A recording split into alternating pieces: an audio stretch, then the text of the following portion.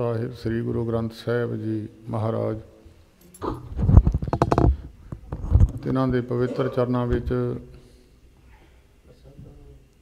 ਮਹਾਨ ਪੁਰਸ਼ਾਂ ਦੀ ਚਰਨ ਛੋਹ ਪ੍ਰਾਪਤ ਕਰਕੇ ਪਵਿੱਤਰ ਧਰਤੀ 'ਤੇ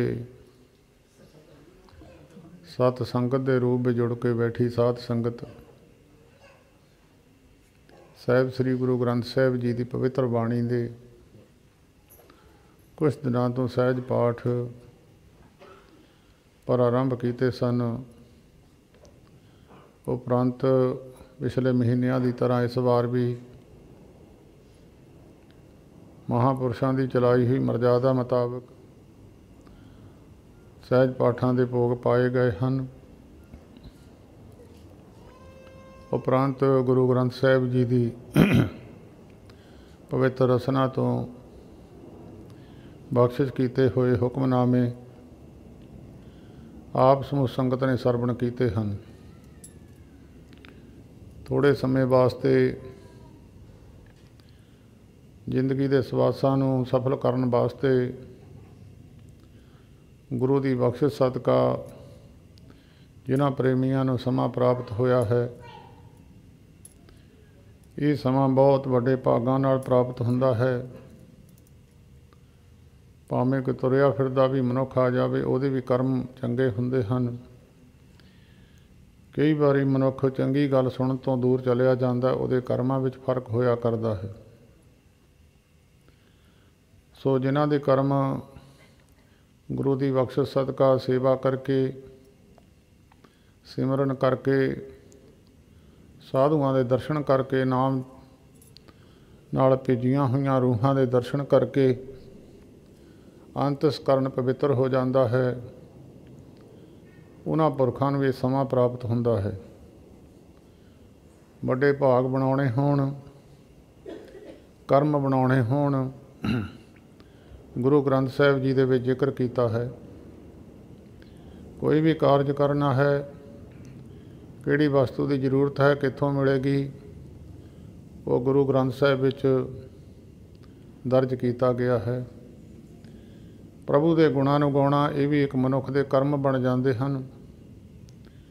ਜਾਂ ਪਰਮੇਸ਼ਰ ਦੇ ਨਾਮ ਨੂੰ ਸੁਣਨਾ, ਪਰਮੇਸ਼ਰ ਦੇ ਗੁਣਾਂ ਨੂੰ ਸਰਵਣ ਕਰਨਾ, ਪਰਮੇਸ਼ਰ ਦੀ ਸਿਫਤ ਸਲਾਹ ਸਰਵਣ ਕਰਨੀ, ਇਹ ਵੀ ਮਨੁੱਖ ਦੇ ਕਰਮ ਬਣ ਜਾਂਦੇ ਹਨ।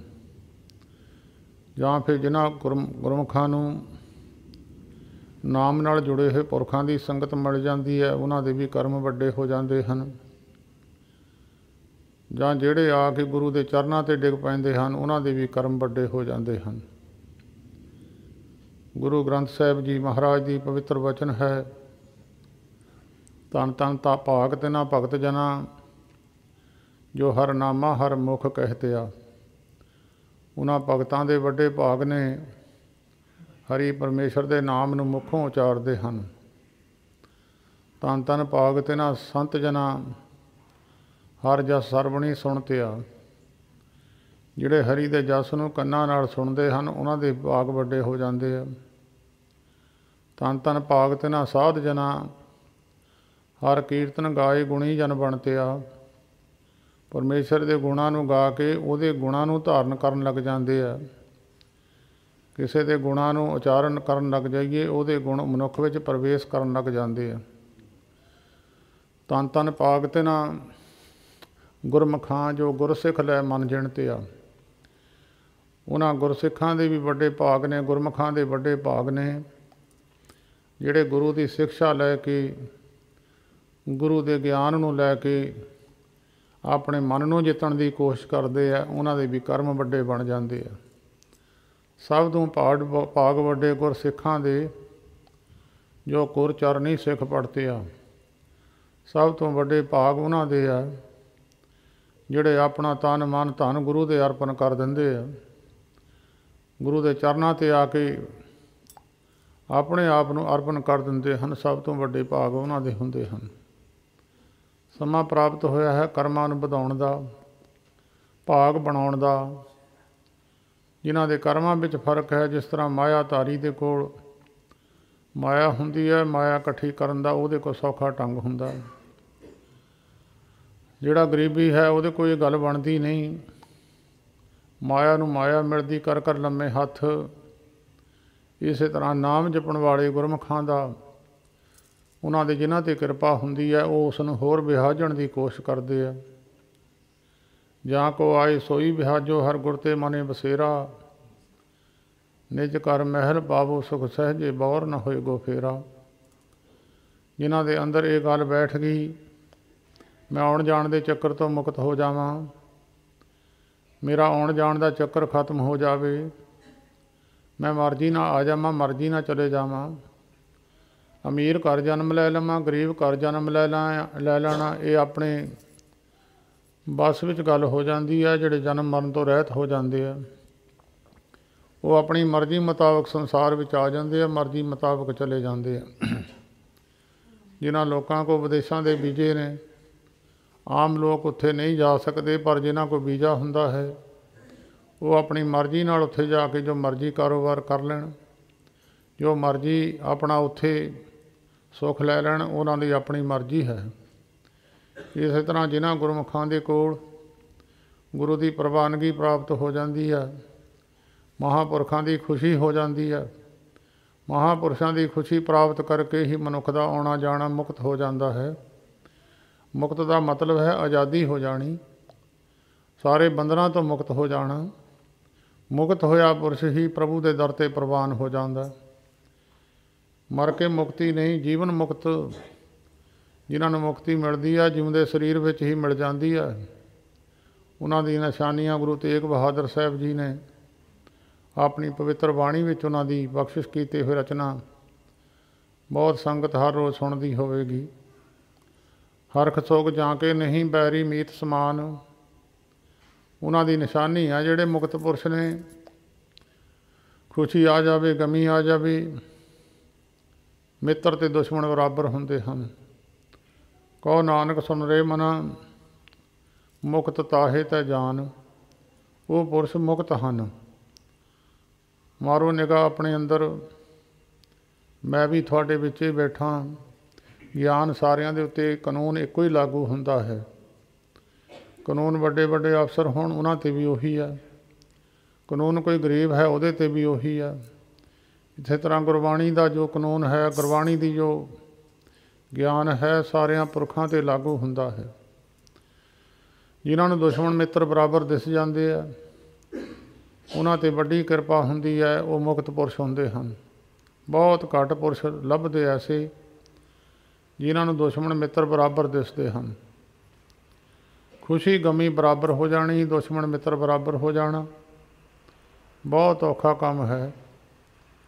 ਗੁਰੂ ਅਰਜਨ ਦੇਵ ਮਹਾਰਾਜ ਨੂੰ ਗੁਰਸਿੱਖਾਂ ਨੇ ਬੇਨਤੀ ਕੀਤੀ, ਮਹਾਰਾਜ ਬੜੀ ਗੁਰਬਾਣੀ ਔਖੀ ਹੈ, ਜੋ ਆਪ ਜੀ ਨੇ ਮੁਕਤ ਪੁਰਸ਼ਾਂ ਦੇ ਲੱਛਣ ਲਿਖੇ ਆ ਬੜੇ ਔਖੇ ਆ।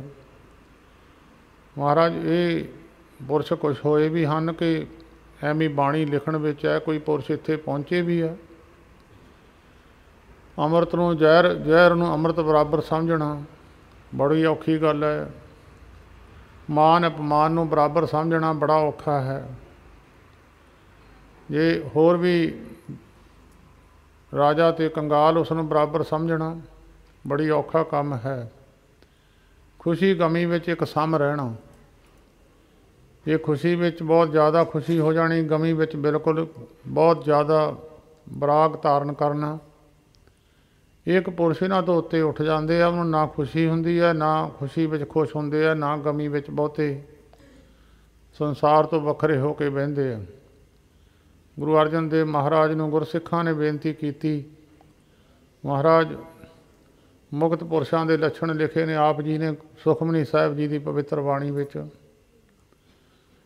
ਜੈਸਾ ਮਾਨ ਤੈਸਾ ਅਭਿਮਾਨ, ਜੈਸਾ ਰੰਕ ਤੈਸਾ ਰਾਜਾਨ, ਜੋ ਵਰਤਾਏ ਸਾਈ ਜੁਗਤ, ਨਾਨਕੋ ਪੁਰਖ ਕਹੀਏ ਜੀਵਨ ਮੁਕਤ। ਬੜਾ ਔਖਾ ਕੰਮ ਹੈ। ਜਿਹੜੇ ਪੁਰਖ ਇੱਥੇ ਪਹੁੰਚਦੇ ਹਨ, ਮਿਥਿਆ ਨਾਹੀ ਰਸਨਾ ਪਰਸ, ਮਨ ਮੈਂ ਪ੍ਰੀਤ ਨਰਿੰਜਨ ਦਰਸ, ਜੀਵ ਨਾਲ ਝੂਠ ਨਹੀਂ ਸਪਰਸ਼ ਕਰਨਾ, ਪਰਮੇਸ਼ਰ ਦੇ ਦਰਸ਼ਨਾਂ ਦੀ ਇੱਛਾ ਰੱਖਣੀ ਆ। ਇਹ ਬਹੁਤ ਔਖਾ ਕੰਮ ਹੈ। ਇੱਥੇ ਮਹਾਰਾਜ ਕੋਈ ਪਹੁੰਚਾ ਵੀ ਹੈ ਕਿ ਕੋਈ ਪਹੁੰਚਾ ਹੋਵੇ ਤਾਂ ਉਹਦੇ ਦਰਸ਼ਨ ਕਰਾ ਦਿਓ। ਜਿਹੜੇ ਆਮ ਦੁਨੀਆ ਵਿੱਚ ਅੱਜ ਲੋਕ ਗਲਤ ਰਸਤੇ ਨੂੰ ਤੁਰ ਪਏ। ਇਹ ਕਹਿੰਦੇ ਆ ਕਿ ਕਿਸੇ ਬੰਦੇ ਨੂੰ ਮੱਥਾ ਨਹੀਂ ਟੇਕਣਾ, ਕਿਸੇ ਸੰਤ ਨੂੰ ਮੱਥਾ ਨਹੀਂ ਟੇਕਣਾ, ਗੁਰੂ ਗ੍ਰੰਥ ਸਾਹਿਬ ਜੀ ਨੂੰ ਟੇਕਣਾ। ਭੁੱਲੇ ਹੋਏ ਲੋਕ ਨੇ, ਉਹ ਵੀ ਹਰ ਰੋਜ਼ ਉਹਨਾਂ ਦਾ ਸਤਿਕਾਰ ਕਰਦੇ ਆ, ਨਾਮ ਜਪਣ ਵਾਲਿਆਂ ਦਾ। ਹਰ ਰੋਜ਼ ਅਰਦਾਸ ਗੁਰਸਿੱਖ ਕਰਦਾ ਹੈ, ਸਹੀ ਗੁਰਮੁਖ ਪਿਆਰੇ ਮੇਲ, ਜਿਨ੍ਹਾਂ ਮਿਲਿਆ ਤੇਰਾ ਨਾਮ ਚੇਤ ਆਵੇ। ਸਾਹਿਬ ਆਵੇ ਚਿੱਤ ਤੇਰੀਆਂ ਭਗਤਾਂ ਡਿਠਿਆਂ। ਰੱਬ ਦੇ ਬੰਦਿਆਂ ਨੂੰ ਦੇਖ ਕੇ, ਰੱਬ ਦਿਆਂ ਪਿਆਰਿਆਂ ਨੂੰ ਦੇਖ ਕੇ ਰੱਬ ਚੇਤੇ ਆ ਜਾਂਦਾ। ਇਹ ਵੀ ਬੜੀ ਵੱਡੀ ਗੱਲ ਹੈ, ਰੱਬ ਦੀ ਯਾਦ ਕਰਾਉਣੀ, ਪਰਮੇਸ਼ਰ ਦੀ ਯਾਦ ਦਿਵਾਉਣੀ। ਇਹ ਵੀ ਵੱਡਾ, ਇੱਕ ਬਹੁਤ ਵੱਡਾ ਕਰਮ ਹੈ। ਜਿਹਨੂੰ ਦੇਖਿਆ ਰੱਬ ਚੇਤੇ ਆ ਜਾਵੇ ਤਾਂ ਉਹ ਵੀ, ਉਹਦੇ ਵਿੱਚ ਵੀ ਰੱਬ ਦੇ ਅੰਸ਼ ਕੁਛ ਹੁੰਦੇ ਹਨ। ਕਈ ਵਾਰੀ ਕਿਸੇ ਦਾ ਪੁੱਤਰ ਆਪਣੇ ਪਿਤਾ ਨਾਲ ਸ਼ਕਲ ਰਲਦੀ ਹੁੰਦੀ ਉਹਦੀ, ਆਮ ਲੋਕ ਕਹਿ ਦਿੰਦੇ ਆ ਕਿ ਆਪਣੇ ਪਿਤਾ ਵਰਗਾ ਮੜੰਗਾ ਹੈ, ਉਹਦੇ ਵਰਗਾ ਹੈ, ਉਹਦੀ ਯਾਦ ਦਿਵਾ ਦਿੰਦਾ ਉਹਦਾ ਪੁੱਤਰ। ਇਸੇ ਤਰ੍ਹਾਂ ਭਗਤ ਵੀ ਆਪਣੇ ਪ੍ਰਭੂ ਦੀ ਯਾਦ ਦਿਵਾਉਂਦੇ ਆ। ਕੋਈ ਪੁੱਠਾ ਲੱਟ ਕੇ ਤਪੱਸਿਆ ਕਰਦਾ ਹੈ, ਕੋਈ ਸੇਵਾ ਕਰਦਾ ਹੈ, ਬੜੀ ਘਾਲਣਾ ਘਾਲਦੇ ਨੇ ਗੁਰਮੁਖ ਕੇਵਲ ਪ੍ਰਭੂ ਨੂੰ ਮਿਲਣ ਵਾਸਤੇ, ਕਰਮਾਂ ਨੂੰ ਮਨਾਉਣ ਵਾਸਤੇ। ਜਦੋਂ ਉਹਨੇ ਦਰਸ਼ਨ ਕਰੋ ਤਾਂ ਮਨ ਦੀ ਬਿਰਤੀ ਬਦਲ ਜਾਂਦੀ ਆ, ਮਨ ਦੀ ਬਿਰਤੀ 'ਤੇ ਅਸਰ ਹੋ ਜਾਂਦਾ। ਕਿੱਡਾ ਵੀ ਕੱਟੜਪੰਥੀ ਹੋਵੇ, ਜਦੋਂ ਮਹਾਂਪੁਰਸ਼ਾਂ ਦੇ ਸਾਹਮਣੇ ਦ੍ਰਿਸ਼ਟੀ ਪੈਂਦੀ ਆ, ਉਹਦੇ ਵੀ ਕੱਟੜਤਾਈ ਉਤਰ ਜਾਂਦੀ ਆ। ਬੜੇ ਬੜੇ ਕੱਟੜਵਾਦ ਸੰਤ ਮਹਾਰਾਜ ਜੀ ਹਰਖੋ ਵਾਲੀਆਂ ਦੇ ਚਰਨਾਂ ਵਿੱਚ ਆਇਆ ਕਰਦੇ ਸਨ, ਜਿਹੜੇ ਆਪਣੀ ਕੱਟੜਤਾਈ ਸਾਹਮਣੇ ਉਹਨਾਂ ਦੇ ਆ ਕੇ ਜੇ ਮਾੜੀ ਮੋਟੀ ਰਹਿ ਜਾਂਦੀ ਸੀ ਤਾਂ ਉਹ ਬਚਨ ਕਰਕੇ ਕੱਢ ਦਿੰਦੇ ਹੁੰਦੇ ਸਨ। ਇੱਕ ਵਾਰੀ ਇੱਕ ਮਨਮੁਖ ਜਿਹਦੇ ਅੰਦਰ ਇੱਕ ਕੱਟੜਤਾ ਆਈ ਸੀ, ਜਿੰਨਾ ਚਿਰ ਕਿਸੇ ਸਰੀਰ ਵਿੱਚ ਨੁਕਸ ਹੋਵੇ, ਆਤਮਾ ਵਿੱਚ ਨੁਕਸ ਹੋਵੇ, ਉਹ ਨੁਕਸ ਮਨੁੱਖ ਨੂੰ ਪਤਾ ਲੱਗ ਜਾਂਦਾ। ਮਸ਼ੀਨਰੀ ਵਿੱਚ ਨੁਕਸ ਹੈ, ਮਿਸਤਰੀ ਪਛਾਣ ਜਾਂਦੇ ਆ। ਸਰੀਰ ਵਿੱਚ ਨੁਕਸ ਹੈ, ਡਾਕਟਰ ਪਛਾਣ ਜਾਂਦੇ ਆ।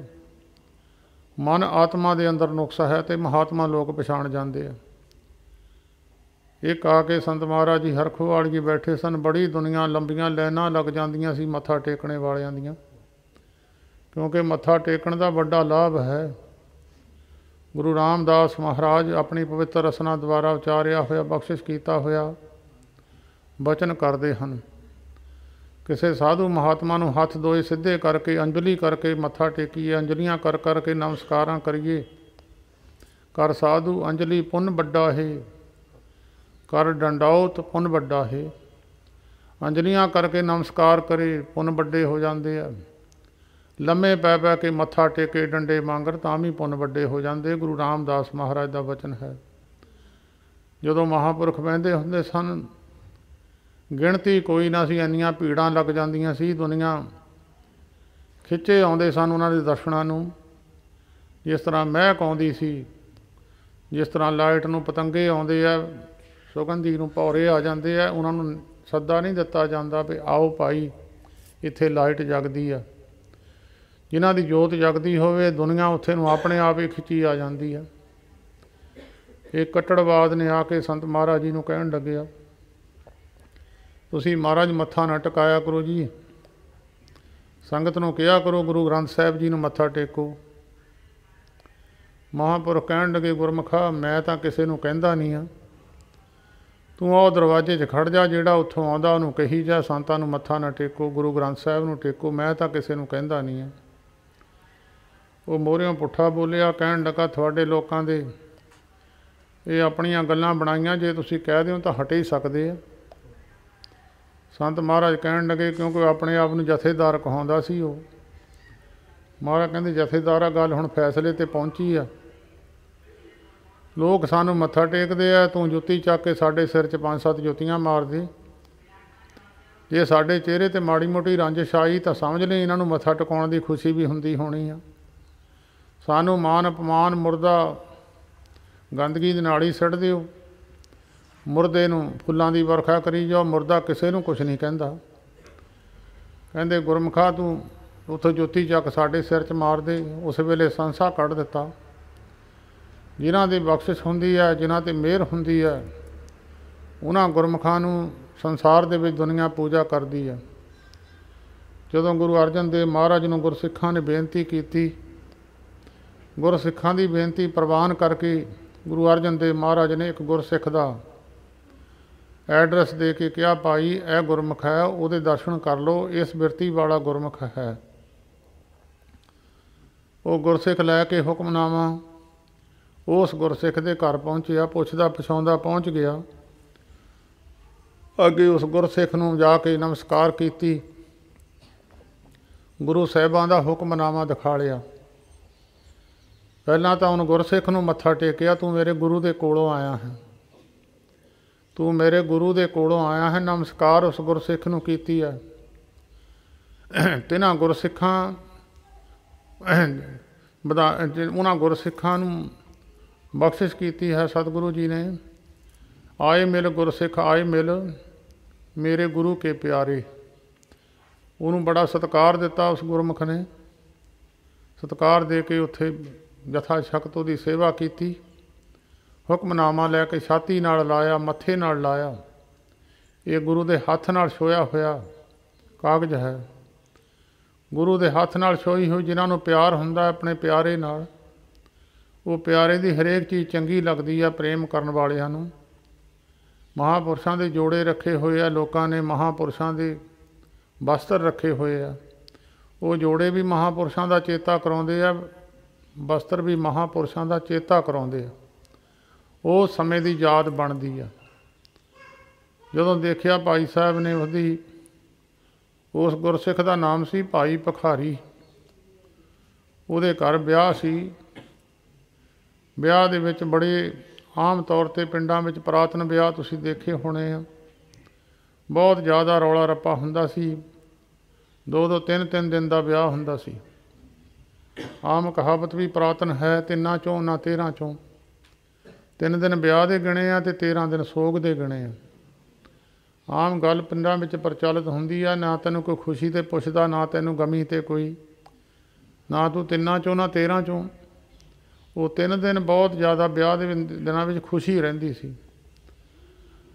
ਉਹ ਗੁਰਸਿੱਖ ਨੂੰ ਭਾਈ ਸਾਹਿਬ ਜੀ ਨੇ ਦੇਖਿਆ, ਇੱਕ ਪਾਸੇ ਬੀਬੀਆਂ ਗੀਤ ਗਾ ਰਹੀਆਂ, ਇੱਕ ਪਾਸੇ ਹਲਵਾਈ ਲੱਗੇ ਹੋਏ ਆ। ਜਿਹੜਾ ਵੀ ਬੰਦਾ ਆਉਂਦਾ ਅੰਦਰ ਵੜਦਾ, ਖੁਸ਼ੀ ਦਾ ਹੀ ਚਿਹਰਾ ਮਾਹੌਲ ਹੈ। ਕਿਸੇ ਵੀ ਬੰਦੇ ਦੇ ਚਿਹਰੇ 'ਤੇ ਕੋਈ ਬਰਾਗ ਦੀ ਝਲਕ ਨਹੀਂ ਹੈ, ਖੁਸ਼ੀ ਹੈ। ਖੁਸ਼ੀ ਦਾ ਮਾਹੌਲ ਹੋਵੇ, ਸਾਰੇ ਵਿਹੜੇ ਦਾ ਰੰਗ ਬਦਲ ਜਾਂਦਾ। ਜੇ ਬਰਾਗ ਦਾ ਸਮਾਂ ਹੋਵੇ ਤਾਂ ਵਿਹੜੇ ਦਾ ਰੰਗ ਆਪਣੇ ਆਪ ਹੀ ਬਦਲ ਜਾਂਦਾ। ਉਸ ਗੁਰਸਿੱਖ ਨੂੰ ਠਾਲ ਕੇ ਸਾਰਾ ਆਲਾ ਦੁਆਲਾ ਦਿਖਾ ਲਿਆ, ਲੜਕਾ ਦਿਖਾ ਲਿਆ, ਇਹ ਮੇਰਾ ਲੜਕਾ ਹੈ, ਕੱਲ੍ਹ ਨੂੰ ਇਸ ਦੀ ਸ਼ਾਦੀ ਹੈ। ਇੱਕ ਪਾਸੇ ਬੀਬੀਆਂ ਮਾਈਆਂ ਲਾ ਰਹੀਆਂ, ਪੁਰਾਤਨ ਮਰਜ਼ਾਦਾ ਸੀ ਸਾਡੇ ਪਿੰਡਾਂ ਦੀ, ਅੱਜ ਵੀ ਹੈ, ਚੱਲਦੀ ਹੈ। ਉਹ ਮਾਈਆਂ ਲਾ ਕੇ ਉਸ ਤੋਂ ਬਾਅਦ ਫਿਰ ਖੁਸ਼ੀ ਦਾ ਚਿੰਨ੍ਹ ਇੱਕ ਬੀਬੀਆਂ ਵਰਤਾਉਂਦੀਆਂ ਹੁੰਦੀਆਂ ਸਨ, ਗੋਗਲੇ ਵਗੈਰਾ ਪਿੰਡਾਂ ਵਿੱਚ, ਇਹ ਖੁਸ਼ੀ ਦਾ ਚਿੰਨ੍ਹ ਸੀ। ਉਸ ਭਾਈ ਸਾਹਿਬ ਨੇ ਦਿਖਾਲਦਿਆਂ ਸਾਰਾ ਕੁਝ, ਹਲਵਾਈ ਲੱਗੇ ਹੋਏ ਆ, ਬੜਾ ਖੁਸ਼ੀ ਦਾ ਮਾਹੌਲ ਹੈ।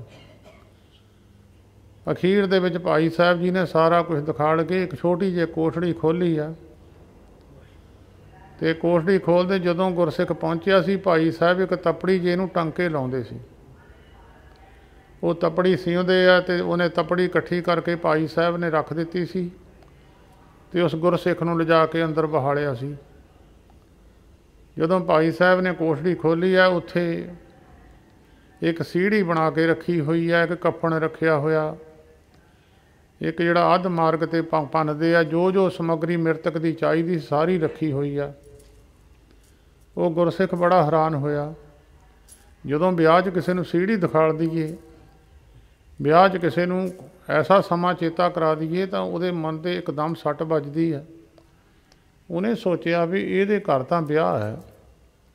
ਉਹਨੇ ਸਵਾਲ ਕੀਤਾ ਭਾਈ ਸਾਹਿਬ ਜੀ ਨੂੰ, ਕਹਿੰਦਾ ਭਾਈ ਸਾਹਿਬ ਤੁਹਾਡੇ ਵਿਆਹ ਆ, ਇਹ ਤਾਂ ਸਮੱਗਰੀ ਵਿਆਹ ਮਰੇ ਉਹਦੇ ਬੰਦੇ 'ਤੇ ਚਾਹੀਦੀ ਹੈ। ਮਰੇ ਉਹਦਾ ਸਾਰਾ ਸਮਾਨ ਰੱਖਿਆ ਹੋਇਆ, ਸੰਸਕਾਰ ਕਰਨ ਦਾ ਸਾਰਾ ਸਮਾਨ ਹੈ, ਇਹ ਤੁਸੀਂ ਕਾਹਦੇ ਵਾਸਤੇ ਰੱਖਿਆ ਹੋਇਆ? ਲੋਕ ਇਸ ਗੱਲ ਨੂੰ ਤਾਂ ਬਹੁਤ ਮਾੜਾ ਸਮਝਦੇ ਆ, ਵਿਆਹ ਦੇ ਵਿੱਚ ਇੱਦਾਂ ਦੇ ਚਿੰਨ੍ਹ ਘਰ ਵਿੱਚ ਨਜ਼ਰ ਆਉਣ, ਪਰ ਭਾਈ ਸਾਹਿਬ ਨੇ ਜਿੰਦਾ ਲਾਇਆ ਹੋਇਆ ਸੀ ਕੋਠੜੀ ਨੂੰ। ਉਹ ਭਾਈ ਸਾਹਿਬ ਨੇ ਜਵਾਬ ਨਹੀਂ ਦਿੱਤਾ, ਕਹਿਣ ਲੱਗੇ ਗੁਰਮੁਖਾ ਇਹਦੀ ਵੀ ਲੋੜ ਪੈਣੀ ਆ ਜਦੋਂ ਸਮਾਂ ਆਊਗਾ। ਕਹਿੰਦਾ ਜੀ ਮਹਾਰਾਜ ਸਮਾਂ ਕਦੋਂ? ਕਹਿੰਦੇ ਤੇਰੇ ਸਾਹਮਣੇ ਆ ਜਾਊਗਾ। ਸਮਾਂ ਬਤੀਤ ਹੋਇਆ। ਰਾਤ ਨੂੰ ਭਾਈ ਸਾਹਿਬ ਆਰਾਮ ਕੀਤਾ। ਸਵੇਰ ਨੂੰ ਤੜਕੇ ਉੱਠ ਕੇ ਉਸ ਲੜਕੇ ਦੀ ਬਰਾਤ ਨੇੜੇ ਪਿੰਡ ਵਿੱਚ ਗਈ। ਬੜੀ ਖੁਸ਼ੀ ਨਾਲ ਬਾਜੇ ਵੱਜਦੇ ਆ, ਖੁਸ਼ੀ ਦਾ ਮਾਹੌਲ ਹੈ। ਲੜਕੇ ਦੀ ਸ਼ਾਦੀ ਹੋਈ। ਦੂਏ ਪਿੰਡ ਜਾ ਕੇ ਜੋ ਵੀ ਰਸਮਾਂ ਰਿਵਾਜ ਵਿਆਹ ਦੇ ਸਨ ਸਾਰੇ ਕੀਤੇ। ਖੁਸ਼ੀ ਨਾਲ ਲੜਕੇ ਦਾ ਪੱਲਾ ਫੜਾ ਕੇ ਲੜਕੀ ਨੂੰ ਖੁਸ਼ੀ ਨਾਲ ਆਪਣੇ ਘਰ ਲੈ ਆਂਦੀ। ਲੋਢਾ ਵੇਲਾ ਸੀ। ਲੋਢਾ ਵੇਲਾ ਸਾਰੇ ਰਿਸ਼ਤੇਦਾਰ ਘਰ ਆ ਕੇ ਬੜੀਆਂ ਖੁਸ਼ੀਆਂ ਨਾਲ ਕੁਰਸੀਆਂ 'ਤੇ, ਕੋਈ ਮੰਜਿਆਂ, ਉਦੋਂ ਮੰਜੇ ਹੁੰਦੇ ਸਨ, ਕੁਰਸੀਆਂ ਤਾਂ ਬਹੁਤ ਘੱਟ ਹੁੰਦੀਆਂ ਸਨ, ਮੰਜਿਆਂ 'ਤੇ ਬੈਠੇ ਆ, ਖੁਸ਼ੀ ਨਾਲ ਹੱਸਦੇ ਆ।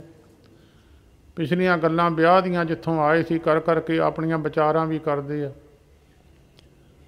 ਐਸਾ ਸਮਾਂ ਆਇਆ, ਉਹ ਲੜਕਾ ਥੋੜ੍ਹੀ ਦੇਰ ਬਾਅਦ ਅੰਦਰ ਨੂੰ ਗਿਆ ਅਤੇ ਅੰਦਰ ਜਦੋਂ ਉਹਨੇ ਲੜਕੀ ਦਾ ਮੂੰਹ ਦੇਖਿਆ ਤਾਂ ਲੜਕੇ ਦੀ ਮੌਤ ਹੋ ਗਈ।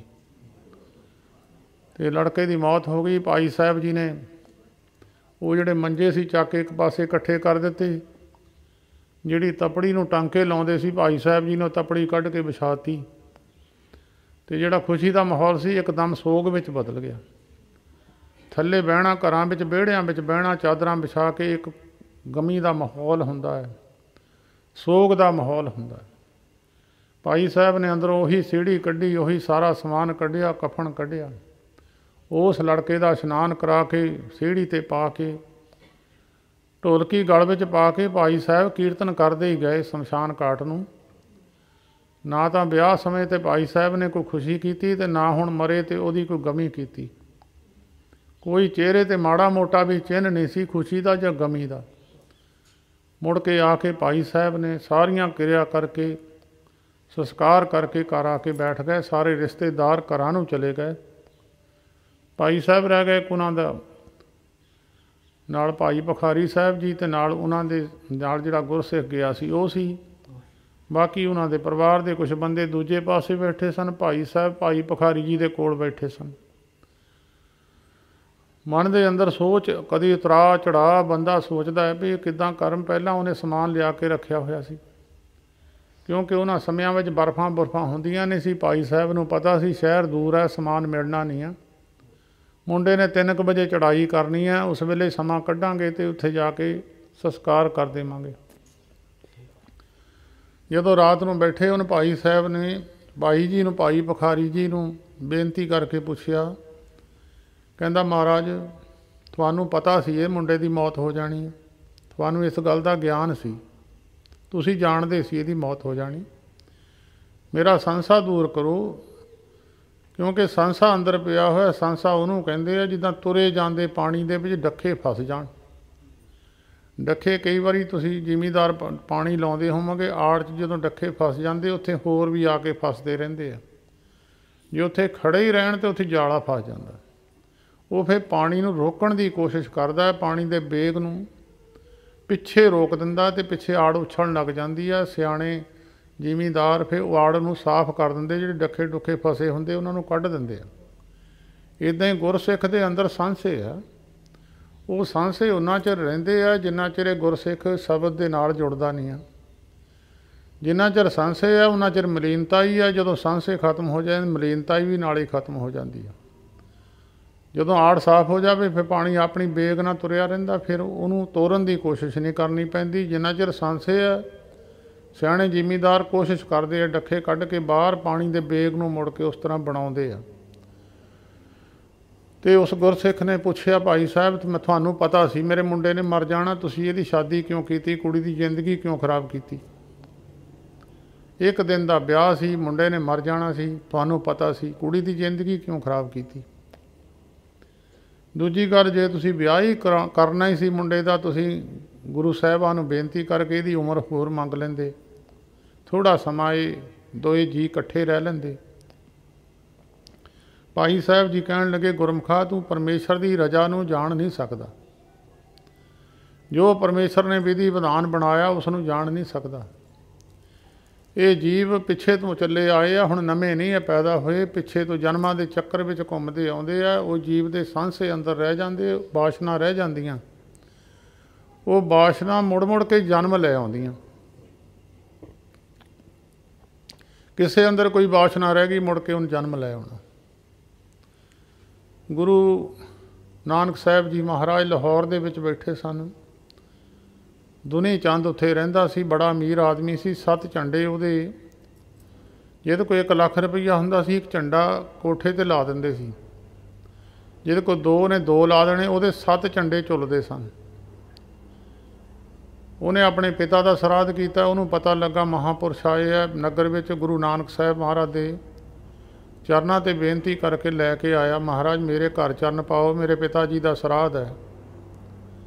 ਸਤਿਗੁਰੂ ਨਾਨਕ ਦੇਵ ਮਹਾਰਾਜ ਆਏ, ਬੜੇ ਬ੍ਰਾਹਮਣਾਂ ਨੂੰ ਪ੍ਰਸ਼ਾਦਾ ਛਕਾਇਆ, ਬੜੇ ਲੋਕ ਉਹਦੇ ਰਿਸ਼ਤੇਦਾਰ ਵੀ ਆਏ ਹੋਏ ਸਨ।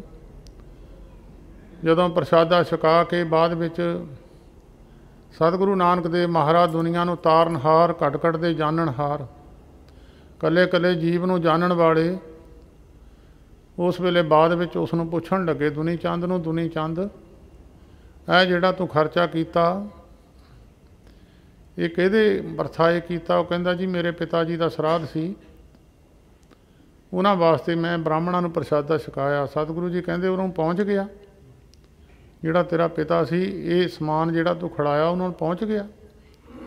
ਕਹਿੰਦਾ ਮਹਾਰਾਜ ਹਾਂਜੀ ਪਹੁੰਚ ਗਿਆ ਜੀ। ਕਹਿੰਦੇ ਤੈਨੂੰ ਕਿੱਦਾਂ ਪਤਾ? ਕਹਿੰਦਾ ਮਹਾਰਾਜ ਜਿਹੜੇ ਬ੍ਰਾਹਮਣ ਛਕਦੇ ਆ ਉਹਨਾਂ ਨੇ ਦੱਸਿਆ ਵੀ ਪਹੁੰਚ ਗਿਆ। ਸਤਿਗੁਰੂ ਜੀ ਕਹਿੰਦੇ ਤੇਰਾ ਪਿਤਾ ਬਗਿਆੜ ਦੀ ਜੂਨ ਵਿੱਚ ਪਿਆ ਹੋਇਆ, ਇੱਥੋਂ 5 ਮੀਲਾਂ 'ਤੇ ਜਾ ਕੇ, 5 ਕੋਹਾਂ 'ਤੇ ਜਾ ਕੇ, ਇੱਕ ਮੜੇ ਦੇ ਥੱਲੇ 3 ਦਿਨ ਹੋ ਗਏ, ਉਹਨੂੰ ਕੋਈ ਸ਼ਿਕਾਰ ਨਹੀਂ ਮਿਲਿਆ, ਭੁੱਖਾ ਹੀ ਪਿਆ। ਉਹ ਫਿਰ ਉਹਨੇ ਸੰਸਾ ਕੀਤਾ, ਕਹਿੰਦਾ ਮਹਾਰਾਜ ਮੇਰਾ ਪਿਤਾ ਤਾਂ ਧਾਰਮਿਕ ਬੰਦਾ ਸੀ ਔਰ ਧਾਰਮਿਕ ਬਿਰਤੀ ਸੀ ਉਹਦੀ, ਰੱਬ ਨੂੰ ਮੰਨਣ ਵਾਲਾ ਬੰਦਾ ਸੀ, ਉਹਨੂੰ ਬਗਿਆੜ ਦੀ ਜੂਨ ਕਿੱਦਾਂ ਮਿਲ ਗਈ?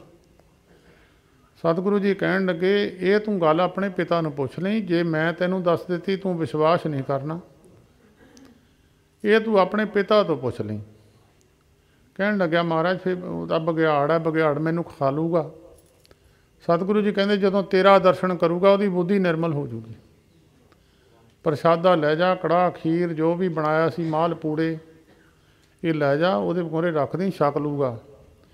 ਉਹਨੂੰ ਪੁੱਛੀ ਵੀ ਤੈਨੂੰ ਬਗਿਆੜ ਦੀ ਜੂਨ ਕਿੱਦਾਂ ਮਿਲੀ ਆ?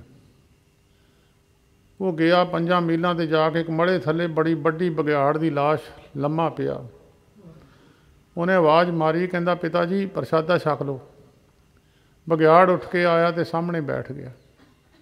ਉਹਨੇ ਜੋ ਪਦਾਰਥ ਰੱਖੇ ਸੀ, ਭਾਵੇਂ ਉਹ ਬਗਿਆੜ ਦੇ ਛਕਣ ਵਾਲੇ ਨਹੀਂ ਸੀ, ਸਤਿਗੁਰੂ ਨਾਨਕ ਦੇਵ ਮਹਾਰਾਜ ਦੀ ਕਿਰਪਾ ਦ੍ਰਿਸ਼ਟੀ ਨਾਲ ਉਸ ਜੀਵ ਦੇ ਚਿਹਰੇ 'ਤੇ ਦ੍ਰਿਸ਼ਟੀ ਪਈ, ਇੰਨਾ ਪੁੰਨ ਬਣ ਗਿਆ, ਬਗਿਆੜ ਵੀ ਚੁੱਪ ਕਰਕੇ ਬੈਠ ਗਿਆ।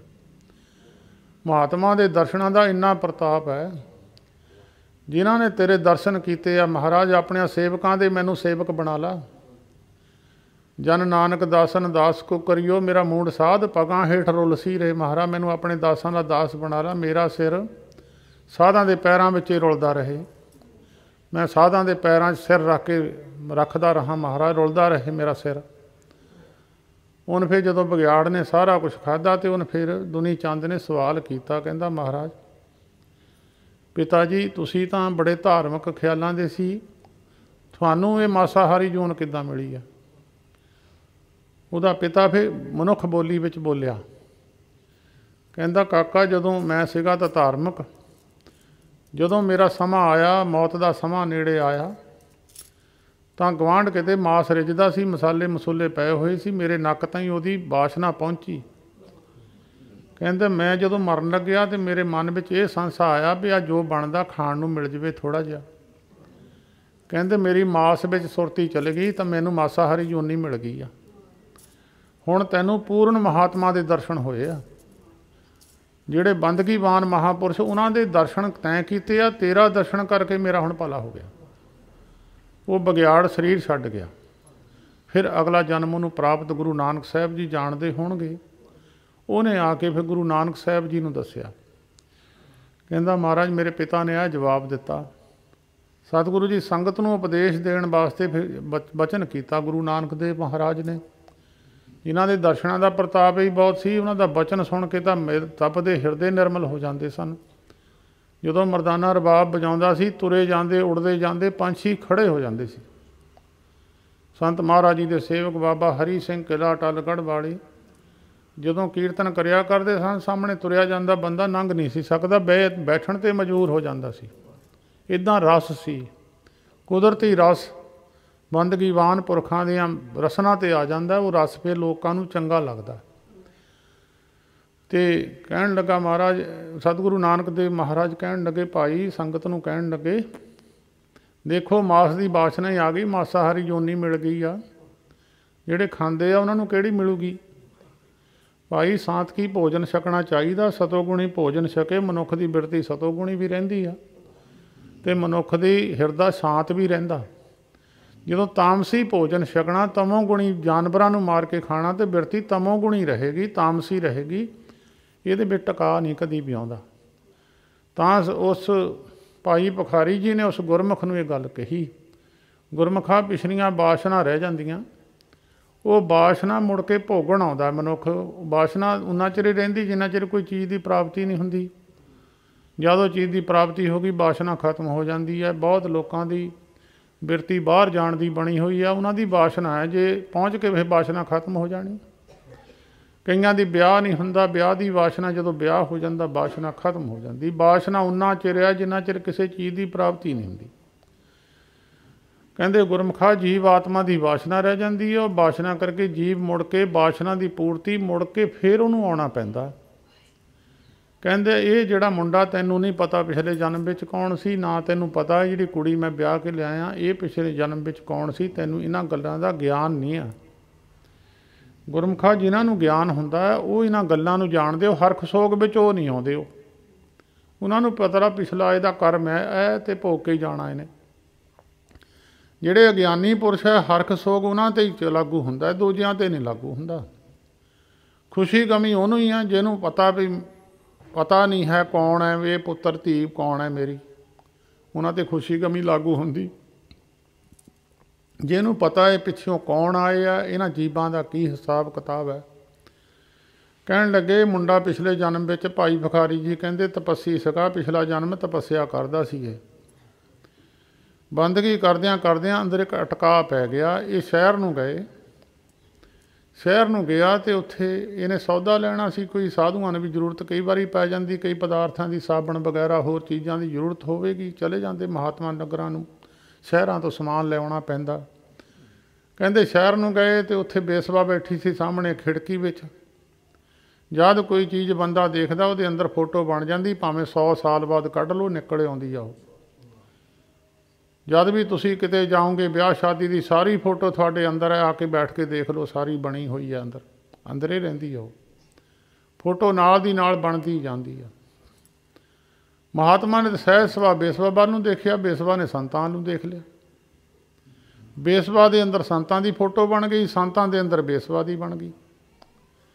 ਸੰਤ ਜਦੋਂ ਮੁੜ ਕੇ ਆਏ ਤਾਂ ਉਹਨਾਂ ਦੇ ਅੰਦਰ ਉਹ ਫੋਟੋ ਮੋਹਰੇ ਪਈ ਰਹੀ। ਸੰਤਾਂ ਨੇ ਦੇਖਿਆ ਉਹ ਬੀਬੀ, ਮੁੜ ਕੇ ਉਹਨੂੰ ਦੇਖਣਾ, ਮੁੜ ਕੇ ਫਿਰ ਸ਼ਹਿਰ ਨੂੰ ਜਾਵਾਂਗੇ। ਸਿਰਫ ਦੇਖਣੇ ਦੀ ਇੱਛਾ ਸੀ, ਹੋਰ ਕੋਈ ਭਾਵਨਾ ਉਹਨਾਂ ਦੇ ਮਨ ਦੇ ਬਿਰਤੀ ਦੇ ਵਿੱਚ ਹੋਰ ਨਹੀਂ ਸੀ। ਕੋਈ ਸ਼ਾਦੀ ਕਰਾਉਣੀ ਹੈ ਜਾਂ ਕੋਈ ਹੋਰ ਕਰਨਾ, ਇਹ ਨਹੀਂ ਸੀ। ਕੇਵਲ ਕਹਿੰਦੇ ਗੁਰਮੁਖਾ ਇਹਦੇ ਅੰਦਰ ਉਹਨੂੰ ਦੇਖਣ ਦੀ ਵਾਸ਼ਨਾ ਹੀ ਸੀ। ਮੈਨੂੰ ਪਤਾ ਸੀ ਇਹਨੇ ਜਦ ਕੁੜੀ ਦੇਖਣੀ ਹੈ ਇਹਦੀ ਮੌਤ ਹੋ ਜਾਣੀ ਆ, ਵਾਸ਼ਨਾ ਉੱਥੇ ਮਿਲ ਹੋ ਜਾਣੀ, ਜਿੱਥੇ ਵਾਸ਼ਨਾ ਸੀ ਖਤਮ ਹੋ ਗਈ, ਉਹ ਉੱਥੇ ਤੱਕ ਹੀ ਸੀ ਵੀ ਦੇਖਣ ਹੀ ਜਾਣਾ ਸੀ। ਅਤੇ ਮਹਾਤਮਾ ਦੇ ਅੰਦਰ ਉੱਥੋਂ ਬਿਰਤੀ ਟੁੱਟ ਗਈ, ਫੋਟੋ ਕਿਸੇ ਹੋਰ ਦੀ ਆ ਗਈ। ਜਿਹੜੇ ਪ੍ਰਭੂ ਦਾ ਨਾਮ ਬੈਠਾ ਸੀ ਉੱਠ ਖੜਿਆ, ਦੂਜੀ ਫੋਟੋ ਅੰਦਰ ਬਹਿ ਗਈ। ਕਹਿੰਦੇ ਇਹ ਸੰਤਾਂ ਦਾ ਹੀ ਫੋਟੋ ਇਹਦੇ ਅੰਦਰ ਆ ਗਈ। ਜਿਹੜੀ ਬੇਸਵਾ ਸੀ ਉਹਦਾ ਅੰਦਰ ਪਵਿੱਤਰ ਹੋਣਾ ਸ਼ੁਰੂ ਹੋ ਗਿਆ। ਪਵਿੱਤਰ ਆਤਮਾ ਅੰਦਰ ਫੋਟੋ ਬਹਾਲ ਲਈ। ਕਿਸੇ ਕਮਰੇ 'ਚ ਪਵਿੱਤਰ ਫੋਟੋ ਲਾ ਦਿਓ, ਜੇ ਤੁਸੀਂ 4 ਚੁਫੇਰਾ ਦੇਖੋਗੇ ਮਨ ਦੀ ਪਵਿੱਤਰਤਾ ਹੀ। ਗੁਰੂ ਨਾਨਕ ਸਾਹਿਬ ਜੀ ਮਹਾਰਾਜ, ਹੋਰ ਦੇਵਤਿਆਂ ਨੂੰ ਦੇਖੋ, ਅੰਦਰ ਬਿਰਤੀ ਸ਼ਾਂਤ ਹੁੰਦੀ ਆ। ਹੋਰ ਐਕਟਰਾਂ ਦੇ ਫੋਟੋ ਲਾ ਦਿਓ, ਮਨ ਬਿਰਤੀ ਤਮੋਗੁਣੀ ਹੋ ਜਾਂਦੀ ਆ। ਉਹ ਬੇਸਵਾ ਦੇ ਅੰਦਰ ਸੰਤਾਂ ਦੀ ਫੋਟੋ ਆ ਗਈ। ਗੁਰਬਾਣੀ ਦੱਸਦੀ ਹੈ ਕਿਸੇ ਮਹਾਤਮਾ ਦੀ ਫੋਟੋ ਹਿਰਦੇ 'ਚ ਆ ਜਾਵੇ, ਧਿਆਨ ਧਰਨੇ ਨੂੰ ਸਭ ਤੋਂ ਚੰਗੀ ਹੈ। ਕਾਲ ਮੂਰਤ ਹੈ ਸਾਧ ਸੰਤਨ ਕੀ, ਠਾਹਰ ਨੀਕੀ ਧਿਆਨ ਕੋ। ਇਹ ਪਰਮੇਸ਼ਰ ਅਕਾਲ ਪੁਰਖ ਦੀਆਂ ਮੂਰਤਾਂ ਨੇ।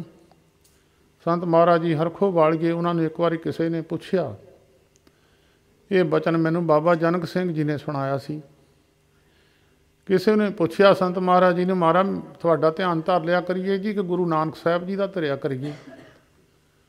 ਮਹਾਰਾਜ ਕਹਿਣ ਲੱਗੇ ਗੁਰੂ ਨਾਨਕ ਸਾਹਿਬ ਜੀ ਦਾ ਧਿਆਨ ਧਰ ਲਿਆ ਕਰ। ਉਹ ਕਹਿੰਦਾ ਮਹਾਰਾਜ ਮੇਰਾ ਤਾਂ ਮਨ ਮੈਂ ਤੁਹਾਡਾ ਹੀ ਧਰ ਲਿਆ ਕਰਾਂ। ਕਹਿੰਦੇ ਫਿਰ ਪੁੱਛਦਾ ਕਾਹਦੇ ਲਈ? ਜੇ ਤੈਨੂੰ ਮੇਰਾ ਧਿਆਨ ਹੀ ਧਰਨਾ ਤਾਂ ਫਿਰ ਪੁੱਛਦਾ ਕਾਹਦੇ ਲਈ? ਜਿਹਦਾ ਧਿਆਨ ਧਰੋਗੇ ਉਹਨੇ ਹਾਜ਼ਰ ਹੋ ਜਾਣਾ। ਉਹਦੀ ਫੋਟੋ ਅੰਦਰ ਪਈ ਆ। ਇੱਕ ਵਾਰੀ ਬਾਬਾ ਜਨਕ ਸਿੰਘ ਜੀ ਖੇਤਾਂ ਵਿੱਚ ਘੁੰਮਦੇ ਸੀ। ਘੁੰਮਦਿਆਂ ਸੰਤ ਮਹਾਰਾਜ ਦਾ ਧਿਆਨ ਆ ਗਿਆ। ਐਸਾ ਧਿਆਨ ਧਰਿਆ ਸੰਤ ਮਹਾਰਾਜ ਮੂਹਰੇ ਆ ਕੇ ਖੜ੍ਹ ਗਏ। ਕਹਿੰਦੇ ਕਾਕਾ ਯਾਦ ਕੀਤਾ ਸਾਨੂੰ? ਕਹਿੰਦੇ ਅੱਗੇ ਤੋਂ ਖਬਰਦਾਰ ਇੱਦਾਂ ਯਾਦ ਨਹੀਂ ਕਰਨਾ ਕਾਕਾ। ਮੈਂ ਤੈਨੂੰ ਪਤਾ ਮੈਂ ਕਿੱਥੋਂ ਆਇਆ। ਤੂੰ ਯਾਦ ਕਰਕੇ ਸਾਨੂੰ ਇੱਥੇ ਖੜ੍ਹੇ ਕਰ ਲਿਆ। ਤੈਨੂੰ ਪਤਾ ਮੈਂ ਕਿੱਥੋਂ ਆਇਆ। ਸ਼ਬਦ ਦਾ ਧਿਆਨ ਧਰਿਆ ਕਰੋ। ਕਹਿੰਦੇ ਸਾਡਾ ਧਿਆਨ ਨਾ ਧਰਿਆ ਕਰੋ। ਉਹ ਫਿਰ ਕਹਿੰਦੇ ਜਦੋਂ ਫੋਟੋ ਮਹਾਂਪੁਰਸ਼ਾਂ ਦੀ ਬੇਸਵਾ ਦੇ ਅੰਦਰ ਆ ਗਈ, ਬੇਸਵਾ ਦੀ ਮਨ ਪਵਿੱਤਰ ਹੋ ਗਿਆ। ਬੇਸਵਾ ਦੇ ਅੰਦਰ ਮਿਲਣ ਦੀ ਇੱਛਾ ਨਹੀਂ ਸੀ। ਸਾਧੂਆਂ ਦੇ ਅੰਦਰ ਵਾਸ਼ਨਾ ਰਹਿ ਗਈ ਵੀ ਉਹਨੂੰ ਇੱਕ ਵਾਰ ਦੇਖਣਾ। ਕਹਿੰਦੇ ਸਾਨੂੰ ਪਤਾ ਸੀ ਇਹਦੀ ਵਾਸ਼ਨਾ ਇੱਥੇ ਤੱਕ ਹੀ ਆ, ਦਰਸ਼ਨ ਹੀ ਕਰਨੇ ਆ, ਹੋਰ ਕੋਈ ਵਾਸ਼ਨਾ ਨਹੀਂ। ਜਾਂ ਦਿਨ ਕੁੜੀ ਦਾ ਮੂੰਹ ਦੇਖਣਾ, ਇਹਦੀ ਮੌਤ ਹੋ ਜਾਣੀ ਆ। ਕਹਿੰਦੇ ਮੈਨੂੰ ਪਤਾ ਸੀ। ਦੂਜੀ ਗੱਲ ਕਹਿੰਦੇ ਉਹ ਬੇਸਵਾ ਜਿਹੜੀ ਸੀ, ਇਹ ਜਿਹੜੀ ਮੇਰੀ ਨੂੰਹ ਬਣ ਕੇ ਆਈ ਹੈ ਉਹ ਬੇਸਵਾ ਏ। ਇਹ ਹੁਣ ਮੇਰੇ ਗੁਰੂ ਘਰ ਦੀ ਸੇਵਾ ਕਰੂਗੀ ਕਿਉਂਕਿ ਇਹਦਾ ਕਰਮ ਬਣ ਗਿਆ। ਸੰਤਾਂ ਦੀ ਫੋਟੋ ਅੰਦਰ ਆ ਗਈ, ਇਹਦਾ ਕਰਮ ਬਣਦਾ ਰਿਹਾ। ਜਿੰਨੇ ਚਿਰ ਸੰਤਾਂ ਦੀ ਫੋਟੋ ਦਾ ਧਿਆਨ ਧਰਿਆ ਇਹਦਾ ਕਰਮ ਬਣ ਗਿਆ। ਉਹ ਕਰਮ ਦੇ ਫਲ ਇਹਨੂੰ ਇਹ ਮਿਲਿਆ ਵੀ ਸੰਤਾਂ ਦੇ ਘਰ ਵਿੱਚ ਸੇਵਾ ਕਰਨ ਵਾਸਤੇ ਇਹਨੂੰ ਸਮਾਂ ਮਿਲ ਗਿਆ। ਕਹਿੰਦੇ ਹੁਣ ਜਿਹੜੀ ਸੰਗਤ ਸਾਡੇ ਇੱਥੇ ਆਇਆ ਕਰੂਗੀ, ਇਹ ਉਹਨਾਂ ਦੇ ਦਰਸ਼ਨ ਕਰਿਆ ਕਰੂਗੀ, ਇਹ ਭਾਂਡੇ ਮਾਂਜਿਆ ਕਰੂਗੀ, ਪ੍ਰਸ਼ਾਦੇ ਪਕਾਇਆ ਕਰੂਗੀ, ਝਾੜੂ ਦਿਆ ਕਰੂਗੀ। ਇਹਦਾ ਹੋਰ ਵੱਡਾ ਪੁੰਨ ਕਰਮ ਬਣ ਜੂਗਾ। ਇਹ ਪੁੰਨ ਕਰਮ ਮਹਾਤਮਾ ਦੀ ਸੰਗਤ ਤੋਂ ਬਿਨਾਂ ਬਣਦਾ ਨਹੀਂ ਆ। ਉਹ ਪੁੰਨ ਕਰਮ ਬਣਾਉਣ ਵਾਸਤੇ ਤੁਸੀਂ ਬੈਠੇ ਹੋ। ਗੁਰ ਅਸਥਾਨ ਤੀਰਥ ਮਹਾਂਪੁਰਖਾਂ ਦੇ ਪਵਿੱਤਰ ਅਸਥਾਨ ਇਹ ਜੀਵਾਂ ਦੇ ਕਰਮ ਬਣਾਉਣ ਵਾਸਤੇ ਆ। ਕਰਮ ਜਦੋਂ ਪੁੰਨ ਬਣ ਜਾਂਦੇ ਆ, ਲੜਕੀ ਪੜ੍ਹ ਜਾਵੇ ਬਹੁਤੀ ਤੇ ਉਹਨੂੰ ਉੱਡਾ ਵੱਡਾ ਉਨਾ ਪੜ੍ਹਿਆ ਪਤੀ ਮਿਲ ਜਾਂਦਾ। ਲੜਕਾ ਪੜ੍ਹਿਆ ਹੋਵੇ ਉਨੀ ਪੜ੍ਹੀ ਉਹ ਕੁੜੀ ਮਿਲ ਜਾਂਦੀ ਆ। ਜੀਵ ਦੇ ਪੁੰਨ ਵੱਡੇ ਹੋਣ ਉੱਡਾ ਵੱਡਾ ਮਹਾਤਮਾ ਮਿਲ ਜਾਂਦਾ। ਤੇ ਜੀਵ ਦੇ ਪੁੰਨ ਕਰਮ ਮਾੜੇ ਹੋਣ ਤੇ ਕੋਲ ਵੀ ਮਹਾਤਮਾ ਹੋਵੇ ਤਾਂ ਉਹਦਾ ਵਿਸ਼ਵਾਸ ਨਹੀਂ ਵੱਜਦਾ। ਕੋਲੇ ਰਹਿੰਦਿਆਂ ਵੀ ਵਿਸ਼ਵਾਸ ਨਹੀਂ ਵੱਜਦਾ। ਇਹ ਇੱਕ ਮਹਾਤਮਾ ਦੀ ਸੰਗਤ ਕਰਨ ਦਾ ਲਾਭ ਹੈ। ਮਹਾਤਮਾ ਕੌਣ? ਮਹਾਤਮਾ ਦੀ ਸਿਫਤ ਦੱਸੀ ਹੈ, ਮਹਾਤਮਾ ਦੇ ਗੁਣ ਦੱਸੇ ਹੈ। ਉਹ ਏਡੀਆਂ ਵੱਡੀਆਂ ਆਤਮਾ ਕਿਉਂ ਬਣੀਆਂ? ਮਹਾਤਮਾ ਅੱਖਰ ਬਣਿਆ ਮਹਾ ਆਤਮਾ, ਬਹੁਤ ਵੱਡੀ ਆਤਮਾ ਹੈ। ਉੱਥੋਂ ਮਹਾਤਮਾ ਸ਼ਬਦ ਬਣਿਆ। ਮਹਾਂਪੁਰਸ਼ ਵੱਡੇ ਪੁਰਸ਼, ਸਾਡੇ ਤੋਂ ਵੱਡੇ ਪੁਰਸ਼ ਹੈ। ਇਹ ਅੱਖਰ ਉੱਥੋਂ ਬਣੇ ਆ। ਉਹਨਾਂ ਆਤਮਾ ਨੂੰ ਪ੍ਰਾਪਤੀ ਕਿੱਥੋਂ ਹੋਈ ਹੈ? ਜਦੋਂ ਆਪਾਂ ਕਿਤੇ ਵੀ ਜਾਂਦੇ, ਕਈ ਲੀਡਰ ਹੈ ਜਿਹੜੇ ਪਿੰਡਾਂ 'ਚ ਆ, ਕਈ ਨੌਜਵਾਨ ਰਾਜਨੀਤੀ ਵਿੱਚ, ਉਹ ਦੇਖਦੇ ਆ ਇਹ ਲੀਡਰ ਨੇ ਕੀ ਕੀਤਾ ਤਾਂ ਇਸ ਪਦਵੀ 'ਤੇ ਪਹੁੰਚਾ, MLA ਬਣ ਗਿਆ ਜਾਂ MP ਬਣ ਗਿਆ। ਜਿਹੜੇ ਧਾਰਮਿਕ ਪੱਖ ਵਿੱਚ ਹੈ ਉਹ ਦੇਖਦੇ ਆ ਵੀ ਇਹ ਜਿਹੜੇ ਮਹਾਂਪੁਰਸ਼ ਹੈ ਇਹਨਾਂ ਦੀ ਪੂਜਾ ਹੁੰਦੀ ਆ, ਇਹਨਾਂ ਨੂੰ ਲੋਕ ਸਤਿਕਾਰ ਦਿੰਦੇ ਆ, ਪਦਾਰਥ ਇਹਨਾਂ ਦੇ ਅੱਗੇ ਪਿੱਛੇ ਤੁਰਦੇ ਆ। ਜੇ ਮੈਂ ਵੀ ਪਹੁੰਚਣਾ ਹੋਵੇ ਮੈਂ ਫਿਰ ਕੀ ਕਰਾਂ? ਉਹ ਫਿਰ ਗਿਆਨ ਗੁਰੂ ਗ੍ਰੰਥ ਸਾਹਿਬ ਵਿੱਚ ਦੱਸਿਆ ਵੀ ਜਿਹਨੇ ਮਹਾਤਮਾ ਬਣਨਾ ਉਹਦੇ ਵਿੱਚ ਇਹ ਗੁਣ ਨੇ। ਉਹ ਤਨਾਸਰੀ ਰਾਗ ਦੇ ਅੰਦਰ ਗੁਰੂ ਅਰਜਨ ਦੇਵ ਮਹਾਰਾਜ ਨੇ ਤਨਾਸਰੀ ਮਹੱਲਾ ਪੰਜਵਾਂ, ਜਿਸ ਕਾ ਤਨ ਮਨ ਧਨ ਸਭ ਤਿਸ ਕਾ ਸੋਈ ਸੁਗੜ ਸੁਜਾਨੀ। ਸਿਆਣਾ ਪੁਰਖ ਧਾਰਮਿਕ ਪੱਖ ਦੇ ਅੰਦਰ ਉਹਨੂੰ ਗਿਣਿਆ ਜਿਹਨੇ ਆਪਣਾ ਤਨ ਮਨ ਧਨ 'ਤੇ ਕੋਈ ਹੱਕ ਨਹੀਂ ਰੱਖਿਆ। ਇੱਕ ਜ਼ਮੀਨ ਕਿਸੇ ਨੂੰ ਠੇਕੇ ਕੋਈ ਦੇ ਦੇਵੇ ਤਾਂ ਮੁੜ ਕੇ ਕਹੇ ਵੀ ਮੈਨੂੰ ਦੇ ਦੇ, ਛੱਡ ਦੇ, ਉਹ ਛੱਡੇ ਨਾ। ਹੋਰ ਲੋਕ ਵੀ ਉਹਨੂੰ ਮੁੜ ਕੇ ਜ਼ਮੀਨ ਨਹੀਂ ਦਿੰਦੇ, ਉਹਦਾ ਵਿਸ਼ਵਾਸ ਹੀ ਜਾਂਦਾ ਲੱਗਦਾ। ਇੱਦਾਂ ਹੀ ਭਗਵਾਨ ਨੇ ਨਿਰੰਕਾਰ ਨੇ ਜੀਓ ਪਾਏ ਪਿੰਡ ਜਿਨ ਸਾਜਿਆ ਦਿੱਤਾ ਪਹਿਨਣ ਖਾਣ। ਪਹਿਨਣ ਖਾਣ ਵੀ ਉੱਥੋਂ ਹੀ ਆਇਆ ਅਤੇ ਸਰੀਰ ਵੀ ਉੱਥੋਂ ਹੀ ਆਇਆ। ਸਰੀਰ ਕਰਕੇ ਮਨ ਬਣ ਗਿਆ, ਮਨ ਦਾ ਸੰਬੰਧ ਸਰੀਰ ਨਾਲ ਹੈ। ਇਹ ਤਿੰਨੇ ਚੀਜ਼ਾਂ ਪਰਮੇਸ਼ਰ ਨੇ ਦਿੱਤੀਆਂ ਸੀ। ਜਦੋਂ ਸਮਾਂ ਪੈਣ 'ਤੇ ਇਹਦਾ ਪੇਪਰ ਪਾਇਆ, ਉਹ ਕਹਿੰਦਾ ਵੀ ਤਿੰਨੇ ਚੀਜ਼ਾਂ ਮੈਨੂੰ ਤੇ ਕਾਕਾ ਮੈਂ ਤੈਨੂੰ ਦਿੱਤੀਆਂ ਸੀ। ਉਹ ਕਹਿੰਦਾ ਮੈਂ ਤਾਂ ਦੇਣੀਆਂ ਨਹੀਂ। ਉਹ ਫਿਰ ਪੁੱਤਰ 'ਤੇ ਵਿਸ਼ਵਾਸ ਨਹੀਂ ਕਰਦਾ। ਜੇ ਪਿਤਾ ਨੇ ਸਾਰੀਆਂ ਚਾਬੀਆਂ ਦੇ ਦੇਵੇ ਮੁੜ ਕੇ ਮੰਗੇ, ਉਹ ਕਹਿੰਦਾ ਮੈਂ ਦੇਣੀਆਂ ਨਹੀਂ। ਉਹਨੂੰ ਫਿਰ ਬੇਦਖਲ ਕਰ ਦਿੰਦਾ। ਮੇਰੇ ਕਿਸੇ ਵੀ ਲੈਣ ਦੇਣ ਦਾ ਜੇ ਕਰੂਗਾ ਆਪੇ ਜ਼ਿੰਮੇਵਾਰ ਹੋਊਗਾ, ਮੇਰਾ ਇਹ ਕੁਛ ਨਹੀਂ ਲੱਗਦਾ। ਸੰਤ ਮਹਾਰਾਜ ਜੀ ਹਰਖੋ ਵਾਲੀਏ ਇੱਕ ਵਾਰੀ ਬਚਨ ਕਰਕੇ ਕਹਿਣ ਲੱਗੇ, ਕਹਿੰਦੇ ਭਾਈ ਜੇ ਪੁੱਤਰ ਕਿਸੇ ਦਾ ਕਿਹਾ ਨਾ ਮੰਨੇ ਤਾਂ ਪਿਤਾ ਅਖਬਾਰਾਂ ਵਿੱਚ ਬੇਦਖਲ ਕਰ ਦਿੰਦਾ। ਕਹਿੰਦੇ ਜੋ ਹੀ ਪੁੱਤ ਕਹਿਣੇ ਵਿੱਚ ਹੋ ਜਾਵੇ ਪਿਤਾ ਚਾਬੀਆਂ ਦੇ ਦਿੰਦਾ, ਕਹਿੰਦਾ ਅੱਗੇ ਅੱਗੇ ਤੂੰ ਕੰਮ ਕਰ, ਤੂੰ ਹੀ ਸੰਭਾਲ ਸਾਰਾ ਹੀ। ਕਹਿੰਦੇ ਇਸੇ ਭਗਵਾਨ ਦੇ ਘਰ ਵੀ ਇੱਦਾਂ, ਪਰਮੇਸ਼ਰ ਦੇ ਘਰ ਵੀ ਇੱਦਾਂ ਹੀ ਆ। ਜਦੋਂ ਮਨੁੱਖ ਆਪਣੇ 'ਤੇ ਕੋਈ ਕਿਸੇ ਚੀਜ਼ 'ਤੇ ਕਾਬਜ਼ ਨਹੀਂ ਹੁੰਦਾ, ਕਿਸੇ ਚੀਜ਼ 'ਤੇ ਆਪਣਾ ਹੱਕ ਨਹੀਂ ਜਮਾਉਂਦਾ, ਤਾਂ ਫਿਰ ਪ੍ਰਭੂ ਉਹਨੂੰ ਆਪਣੀਆਂ ਚਾਬੀਆਂ ਦੇ ਦਿੰਦਾ। ਫਿਰ ਆਪਣੇ ਵਾਲੀ ਅਵਸਥਾ ਉਹਨੂੰ ਮਿਲ ਜਾਂਦੀ, ਪਰਮੇਸ਼ਰ ਵਾਲੀ। ਜਿੱਦਾਂ ਹੁਕਮ ਵਿੱਚ ਆਏ ਹੋਏ ਪੁਰਖ ਨੂੰ ਪ੍ਰਭੂ ਸਾਰੀਆਂ ਚਾਬੀਆਂ ਦੇ ਦਿੱਤਾ, ਜੋ ਮਰਜ਼ੀ ਕਰ, ਤੈਨੂੰ ਕੋਈ ਇਨਕਾਰੀ ਨਹੀਂ, ਜਿਹਨੂੰ ਮਰਜ਼ੀ ਚੀਜ਼ ਦੇ ਦੇ, ਜੇ ਤੂੰ ਮਰਜ਼ੀ ਖੋਲ੍ਹ, ਤੈਨੂੰ ਪੂਰੇ ਅਧਿਕਾਰ ਨੇ। ਉਹਨੂੰ ਫਿਰ ਸਭ ਤੋਂ ਵੱਡਾ ਮਰਾਤਬਾ ਮਿਲਦਾ। ਗੁਰੂ ਅਰਜਨ ਦੇਵ ਮਹਾਰਾਜ ਕਹਿੰਦੇ ਉਹ ਪੁਰਖ ਸੁਘੜ ਹੁੰਦਾ, ਬਹੁਤ ਸਿਆਣਾ। ਸਿਆਣੇ ਜਿਹੜੇ ਇੰਗਲਿਸ਼ ਪੜ੍ਹੇ ਆ, ਗੁੱਡ ਬੈਟਰ ਬੈਸਟ ਅਵਸਥਾ ਨੇ ਚੰਗੇ ਦੀਆਂ। ਇਸੇ ਤਰ੍ਹਾਂ ਘਰਾਂ ਵਿੱਚ ਵੀ ਬੜਾ ਮੇਰਾ ਸੁਘੜ ਸਿਆਣਾ ਪੁੱਤ ਹੈ। ਮਾਈਆਂ ਕਈ ਵਾਰ ਕਹਿੰਦੇ ਮੁੰਡਾ ਬਹੁਤ ਸਿਆਣਾ, ਇੱਕ ਕਹਿੰਦੇ ਬਹੁਤ ਸੁਘੜ ਸਿਆਣਾ ਏ। ਜਿੱਦਾਂ ਪਿਤਾ ਦੀ ਜਾਇਦਾਦ ਨੂੰ ਕੋਈ ਬਰਕਰਾਰ ਰੱਖ ਲਵੇ, ਕਹਿੰਦੇ ਵੀ ਮੁੰਡਾ ਚੰਗਾ ਇਹਦਾ, ਜਾਇਦਾਦ ਇਹਨੇ ਵੇਚੀ ਨਹੀਂ ਆ, ਜਿੰਨੀ ਪਿਤਾ ਦੀ ਸੀ ਉਨੀ ਰੱਖੀ, ਭਾਵੇਂ ਗਰੀਬੀ ਕੱਟ ਲਈ, ਜਾਇਦਾਦ ਨੂੰ ਵੇਚਿਆ ਨਹੀਂ, ਕਹਿੰਦੇ ਪੁੱਤਰ ਆ। ਜੇ ਆਪਣੇ ਪਿਤਾ ਦੀ ਜਾਇਦਾਦ ਨੂੰ ਵਧਾ ਦੇਵੇ, ਪਿੰਡ ਦੇ ਕਹਿੰਦੇ ਇਹ ਆ ਸਿਆਣਾ ਪੁੱਤ, ਉਹਦੀ ਜਾਇਦਾਦ ਨੂੰ ਦੇਖੋ ਕਮਾਈ ਕਰਕੇ ਪੇ ਨਾਲੋਂ ਜ਼ਿਆਦਾ ਕਰ ਗਿਆ ਇਹ। ਜੇ ਪੇ ਦੀ ਜਾਇਦਾਦ ਨੂੰ ਵੇਚ ਦੇਵੇ, ਕਹਿੰਦੇ ਨਕੰਮਾ ਨਿਕਲਿਆ, ਕੀਤਾ ਨਹੀਂ ਕੁਛ ਵੀ, ਕਪੁੱਤ। ਇੱਥੇ ਵੀ ਇਹੀ ਪੁੱਤ ਕਪੁੱਤ ਦੇ ਉਹ ਦਰਜੇ ਜਿੱਦਾਂ ਦਿੱਤੇ ਆ, ਇੱਦਾਂ ਹੀ ਇੱਥੇ ਗੁਰਬਾਣੀ ਵਿੱਚ ਵੀ ਆ। ਜਿਨ੍ਹਾਂ ਪੁਰਖਾਂ ਨੇ ਆਪਣੇ ਤਨ 'ਤੇ ਕਬਜ਼ਾ ਨਹੀਂ ਕੀਤਾ, ਮਹਾਰਾਜ ਤਨ ਤੁਹਾਡਾ ਹੀ ਆ ਜੀ। ਨਾਰਦ ਜੀ ਕਿਸੇ ਦੇ ਘਰ ਜਾਂਦੇ ਹੁੰਦੇ ਸਨ, ਅਤੇ ਇੱਕ ਦਿਨ ਨਾਰਦ ਜੀ ਨੂੰ ਪਰਿਵਾਰ ਵਾਲੇ ਕਹਿਣ ਲੱਗੇ, ਮਹਾਰਾਜ ਸਾਡੇ ਘਰ ਪੁੱਤਰ ਨਹੀਂ ਆ। ਕਹਿੰਦੇ ਕੋਈ ਨਹੀਂ, ਭਗਵਾਨ ਨੂੰ ਬੇਨਤੀ ਕਰਾਂਗੇ। ਨਾਰਦ ਜੀ ਕਹਿੰਦੇ, ਜਦੋਂ ਨਾਰਦ ਜੀ ਭਗਵਾਨ ਕੋਲ ਗਏ, ਕਹਿੰਦੇ ਮਹਾਰਾਜ ਇੱਕ ਪਰਿਵਾਰ ਹੈ ਤੁਹਾਡੇ, ਬਹੁਤ ਪ੍ਰੇਮੀ ਹੈ, ਉਹਨਾਂ ਦੇ ਪੁੱਤਰ ਨਹੀਂ ਹੈ। ਭਗਵਾਨ ਕਹਿਣ ਲੱਗੇ, ਨਾਰਦ ਜੀ ਉਹਨਾਂ ਦੇ ਤਾਂ 7 ਜਨਮ ਵੀ ਪੁੱਤਰ ਨਹੀਂ ਹੋਣਾ ਜਿਨ੍ਹਾਂ ਦੀ ਤੁਸੀਂ ਗੱਲ ਕਰਦੇ ਹੋ। 7 ਜਨਮ ਵੀ ਆ ਜਾਣ, ਪੁੱਤਰ ਦਾ ਮੂੰਹ ਨਹੀਂ ਦੇਖਣਾ ਉਹਨਾਂ ਨੇ। ਨਾਰਦ ਜੀ ਮੁੜ ਕੇ ਆ ਗਏ, ਉਹਨਾਂ ਨੇ ਫਿਰ ਚੁੱਪ ਕਰਕੇ ਬੈਠ ਗਏ। ਨਾਰਦ ਜੀ ਨੇ ਕੀ ਜਵਾਬ ਦੇਣਾ ਸੀ ਪਰਿਵਾਰ ਨੂੰ, ਉਹਨਾਂ ਦੇ ਪ੍ਰੇਮੀ ਸੀ। ਇੱਕ ਦਿਨ ਮਹਾਤਮਾ ਤੁਰੇ ਜਾਂਦੇ, ਗਲੀ ਵਿੱਚ ਜਾਂਦੇ ਸੀ, ਬਈ ਕੋਈ ਪ੍ਰਸ਼ਾਦਾ ਛਕਾ ਦਿਓ। ਇਹੀ ਪਰਿਵਾਰ ਕਹਿੰਦੇ ਮਹਾਰਾਜ ਸਾਡੇ ਆ ਜਾਓ ਜੀ। ਬੜੇ ਪ੍ਰੇਮ ਨਾਲ ਸੇਵਾ ਕੀਤੀ। ਸੇਵਾ ਕਰਕੇ ਸੰਤ ਕਹਿੰਦੇ ਬੜੀ ਸੇਵਾ ਕੀਤੀ ਆ ਬਾਈ। ਕਹਿੰਦੇ ਮਹਾਰਾਜ ਸਾਡੇ ਪੁੱਤਰ ਨਹੀਂ ਆ। ਸੰਤ ਕਹਿੰਦੇ ਜਾਓ, ਜਿੰਨੇ ਪ੍ਰਸ਼ਾਦੇ ਛਕਾਏ ਆ ਉਨੇ ਪੁੱਤਰ ਹੋ ਜੂਗੇ। ਉਹ 5-6 ਪ੍ਰਸ਼ਾਦੇ ਸੰਤਾਂ ਨੇ ਛਕੇ, 5-6 ਮੁੰਡੇ ਉਹਨਾਂ ਦੇ ਹੋ ਗਏ। ਸਮਾਂ ਪੈਣ 'ਤੇ ਨਾਰਦ ਜੀ ਇੱਕ ਦਿਨ ਉੱਥੇ ਘੁੰਮਦੇ ਘੁੰਮਦੇ ਆਏ। ਆ ਕੇ ਉਹਨਾਂ ਨੇ ਨਾਰਦ ਜੀ ਨੂੰ ਬੜਾ ਸਤਿਕਾਰ ਕੀਤਾ। ਉਹ ਮਹਾਰਾਜ ਬੈਠੋ, ਪ੍ਰਸ਼ਾਦਾ ਛਕਾਇਆ। ਨਾਰਦ ਜੀ ਪੁੱਛਣ ਲੱਗੇ, ਬੱਚੇ ਛੋਟੇ ਛੋਟੇ, ਕਹਿੰਦੇ ਮਹਾਰਾਜ ਤੁਹਾਡੀ ਕਿਰਪਾ ਹੋਈ ਆ ਜੀ, ਇਹ ਤੁਹਾਡੀ ਬਖਸ਼ਿਸ਼ ਨਾਲ ਹੀ ਪੁੱਤਰ ਆਏ ਆ। ਨਾਰਦ ਜੀ ਉਸ ਵੇਲੇ ਤਾਂ ਚੁੱਪ ਕਰ ਰਹੇ, ਪਰ ਗੁੱਸਾ ਬੜਾ ਚੜਿਆ ਉਹਨਾਂ ਨੂੰ ਭਗਵਾਨ 'ਤੇ। ਫਿਰ ਦੁਬਾਰਾ ਭਗਵਾਨ ਜੀ ਦੇ ਕੋਲ ਗਏ। ਕਹਿੰਦੇ ਮਹਾਰਾਜ ਦੁਨੀਆ ਝੂਠ ਬੋਲਦੀ ਆ, ਤੁਸੀਂ ਵੀ ਝੂਠ ਬੋਲਣ ਲੱਗ ਪਏ ਆ। ਕਹਿੰਦੇ ਕੀ ਗੱਲ ਹੋਈ? ਕਹਿੰਦੇ ਮੈਨੂੰ ਕਹਿੰਦੇ 7 ਜਨਮ ਪੁੱਤਰ ਨੇ, ਉਹਨਾਂ ਦੇ 5-6 ਮੁੰਡੇ ਦੌੜੇ ਫਿਰਦੇ। ਫਿਰ ਤੁਸੀਂ ਵੀ ਝੂਠ ਬੋਲੀ, ਤੁਸੀਂ ਕਹਿੰਦੇ 7 ਜਨਮ ਨਹੀਂ ਹੋਣਾ, ਉਹ ਹੁਣੇ ਹੀ ਉੱਥੇ ਤੁਰੇ ਫਿਰਦੇ ਆ।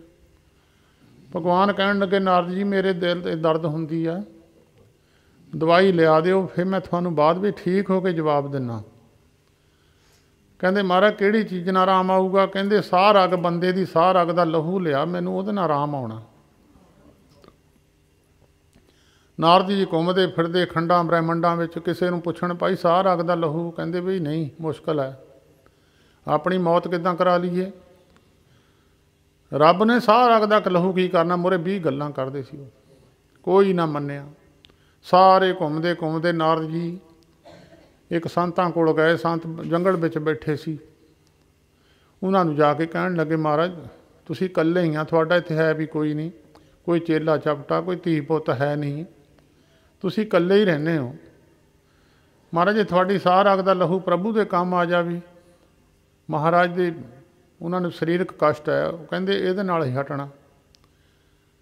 ਉਹ ਸੰਤ ਕਹਿ ਬੋਲੇ, ਪਰਮੇਸ਼ਰ ਨੂੰ ਸਾਧ ਲੱਗਦਾ ਲਹੂ, ਸਾਰਾ ਸਰੀਰ ਹੀ ਉਹਨਾਂ ਦਾ ਹੈ, ਸਾਹ ਰਗ ਛੱਡ ਕੇ ਜਿੱਥੋਂ ਮਰਜ਼ੀ ਕੱਢ ਲਾ।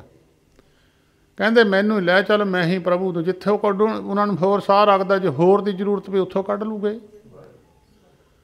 ਨਾਰਦ ਜੀ ਫਿਰ ਨਾਲ ਲੈ ਕੇ ਉਸ ਬੰਦੇ ਨੂੰ ਮਹਾਰਾਜ ਦੇ ਕੋਲ ਗਏ, ਨਿਰੰਕਾਰ ਜੀ ਦੇ ਕੋਲ ਗਏ। ਕਹਿੰਦੇ ਮਹਾਰਾਜ ਇਹ ਬੰਦਾ ਇਹ ਕਹਿੰਦਾ ਮੈਂ ਦੇ ਦੂੰਗਾ। ਭਗਵਾਨ ਕਹਿਣ ਲੱਗੇ ਹਾਂ ਬਈ। ਉਹ ਮੋਹਰਿਓਂ ਬੋਲੇ, ਸੰਤ ਬੋਲੇ ਮਹਾਰਾਜ ਗੋਲੀ ਕਿਹਦੀ, ਗਹਿਣੇ ਕਿਹਦੇ, ਅਸੀਂ ਕਿਹਦੇ ਹਾਂ, ਸਰੀਰ ਤੁਹਾਡਾ ਹੀ ਆ ਮਹਾਰਾਜ, ਜਦੋਂ ਮਰਜ਼ੀ ਇਹਨੂੰ ਵੱਢੋ ਰੱਖੋ, ਕੱਟਵਾ ਕੁਤਰਾ ਕੁਤਰਾ ਕੱਟ ਕੇ ਰੱਖ ਦਿਓ, ਜੇ ਸਾਰਾ ਹੀ ਕੰਮ ਆਉਂਦਾ ਸਾਰਾ ਹੀ ਵਰਤ ਲਓ, ਅਸੀਂ ਤਾਂ ਆਪਣਾ ਤਾਂ ਕੁਛ ਹੱਕ ਅਸੀਂ ਤੇ ਰੱਖਿਆ ਹੀ ਨਹੀਂ ਆ। ਆਹ ਲਓ ਛੁਰੀ। ਉਹ ਸੰਤ ਕਹਿੰਦੇ ਆਹ ਲਓ ਛੁਰੀ। ਮਹਾਰਾਜ ਸਰੀਰ ਮੋਹਰੇ ਪਿਆ, ਜਿੱਥੋਂ ਮਰਜ਼ੀ ਕੱਢ ਲਓ। ਭਗਵਾਨ ਕਹਿੰਦੇ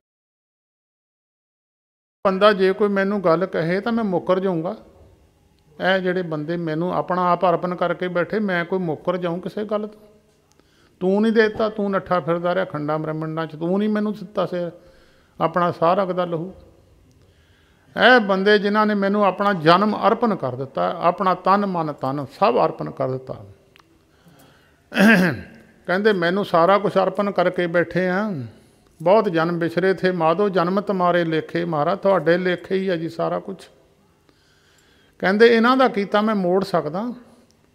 ਬੰਨੀਆਂ ਮਰਜ਼ਾਦਾ ਗੌਤਮ ਰਿਖੀ ਨੇ ਭੰਨ ਕੇ ਰੱਖ ਦਿੱਤੀਆਂ। ਭਗਵਾਨ ਬੋਲੇ ਨਹੀਂ, ਤ੍ਰੇਤਾ ਜੱਗ ਚੱਕ ਕੇ ਪਹਿਲਾਂ ਲਾਤਾ, ਦੁਆਪਰ ਬਾਅਦ ਵਿੱਚ ਲਾਤਾ, ਕੋਈ ਹਿੱਲ ਜੁਲ ਨਹੀਂ ਹੋਈ ਦਰਗਾਹ ਵਿੱਚ। ਕਹਿੰਦੇ ਮਾਲਕ ਹੈ, ਜੋ ਮਰਜ਼ੀ ਕਰ ਦੇਣ। ਪ੍ਰਭੂ ਨੇ ਕੋਈ ਉਜਰ ਨਹੀਂ ਕੀਤਾ। ਭਗਵਾਨ ਨੇ ਜੋ ਮੰਨੀਆਂ ਮਰਜ਼ਾਦਾ ਤੋੜ ਤੋੜ ਕੇ ਭਗਤਾਂ ਨੇ ਰੱਖ ਦਿੱਤੀਆਂ, ਭਗਵਾਨ ਨਹੀਂ ਮੁੱਕਰੇ। ਕਹਿੰਦੇ ਇਹ ਬੰਦਿਆਂ ਦਾ ਜੋ ਇਹ ਕਹਿ ਦੇਣ ਅਸੀਂ ਮੁੱਕਰ ਜਾਵਾਂਗੇ? ਇਹਨਾਂ ਦੀਆਂ ਰਸਨਾ 'ਤੇ ਤਾਂ ਅਸੀਂ ਵਾਸਾ ਕਰਦੇ ਹਾਂ। ਪ੍ਰਭ ਜੀ ਵਸੇ ਸਾਧ ਕੀ ਰਸਨਾ, ਸਾਡਾ ਟਿਕਾਣਾ ਹੀ ਇਹਨਾਂ ਦੀ ਜੀਭ 'ਤੇ ਹੈ। ਅਸੀਂ ਰਹਿੰਦੇ ਹੀ ਇਹਨਾਂ ਦੇ ਹਿਰਦਿਆਂ 'ਤੇ ਹਾਂ। ਪਾਰ ਬ੍ਰਹਮ ਸਾਧ ਰਿਦ ਵਸੇ। ਇਹਨਾਂ ਨੇ ਹਿਰਦੇ 'ਤੇ ਹੋਰ ਕੋਈ ਚੀਜ਼ ਨਹੀਂ ਰੱਖੀ। ਸਾਨੂੰ ਬਹਾਲਣ ਵਾਸਤੇ ਜਗ੍ਹਾ ਸਾਫ਼ ਕਰਤੀ, ਅਸੀਂ ਉੱਥੇ ਬਹਿ ਗਏ।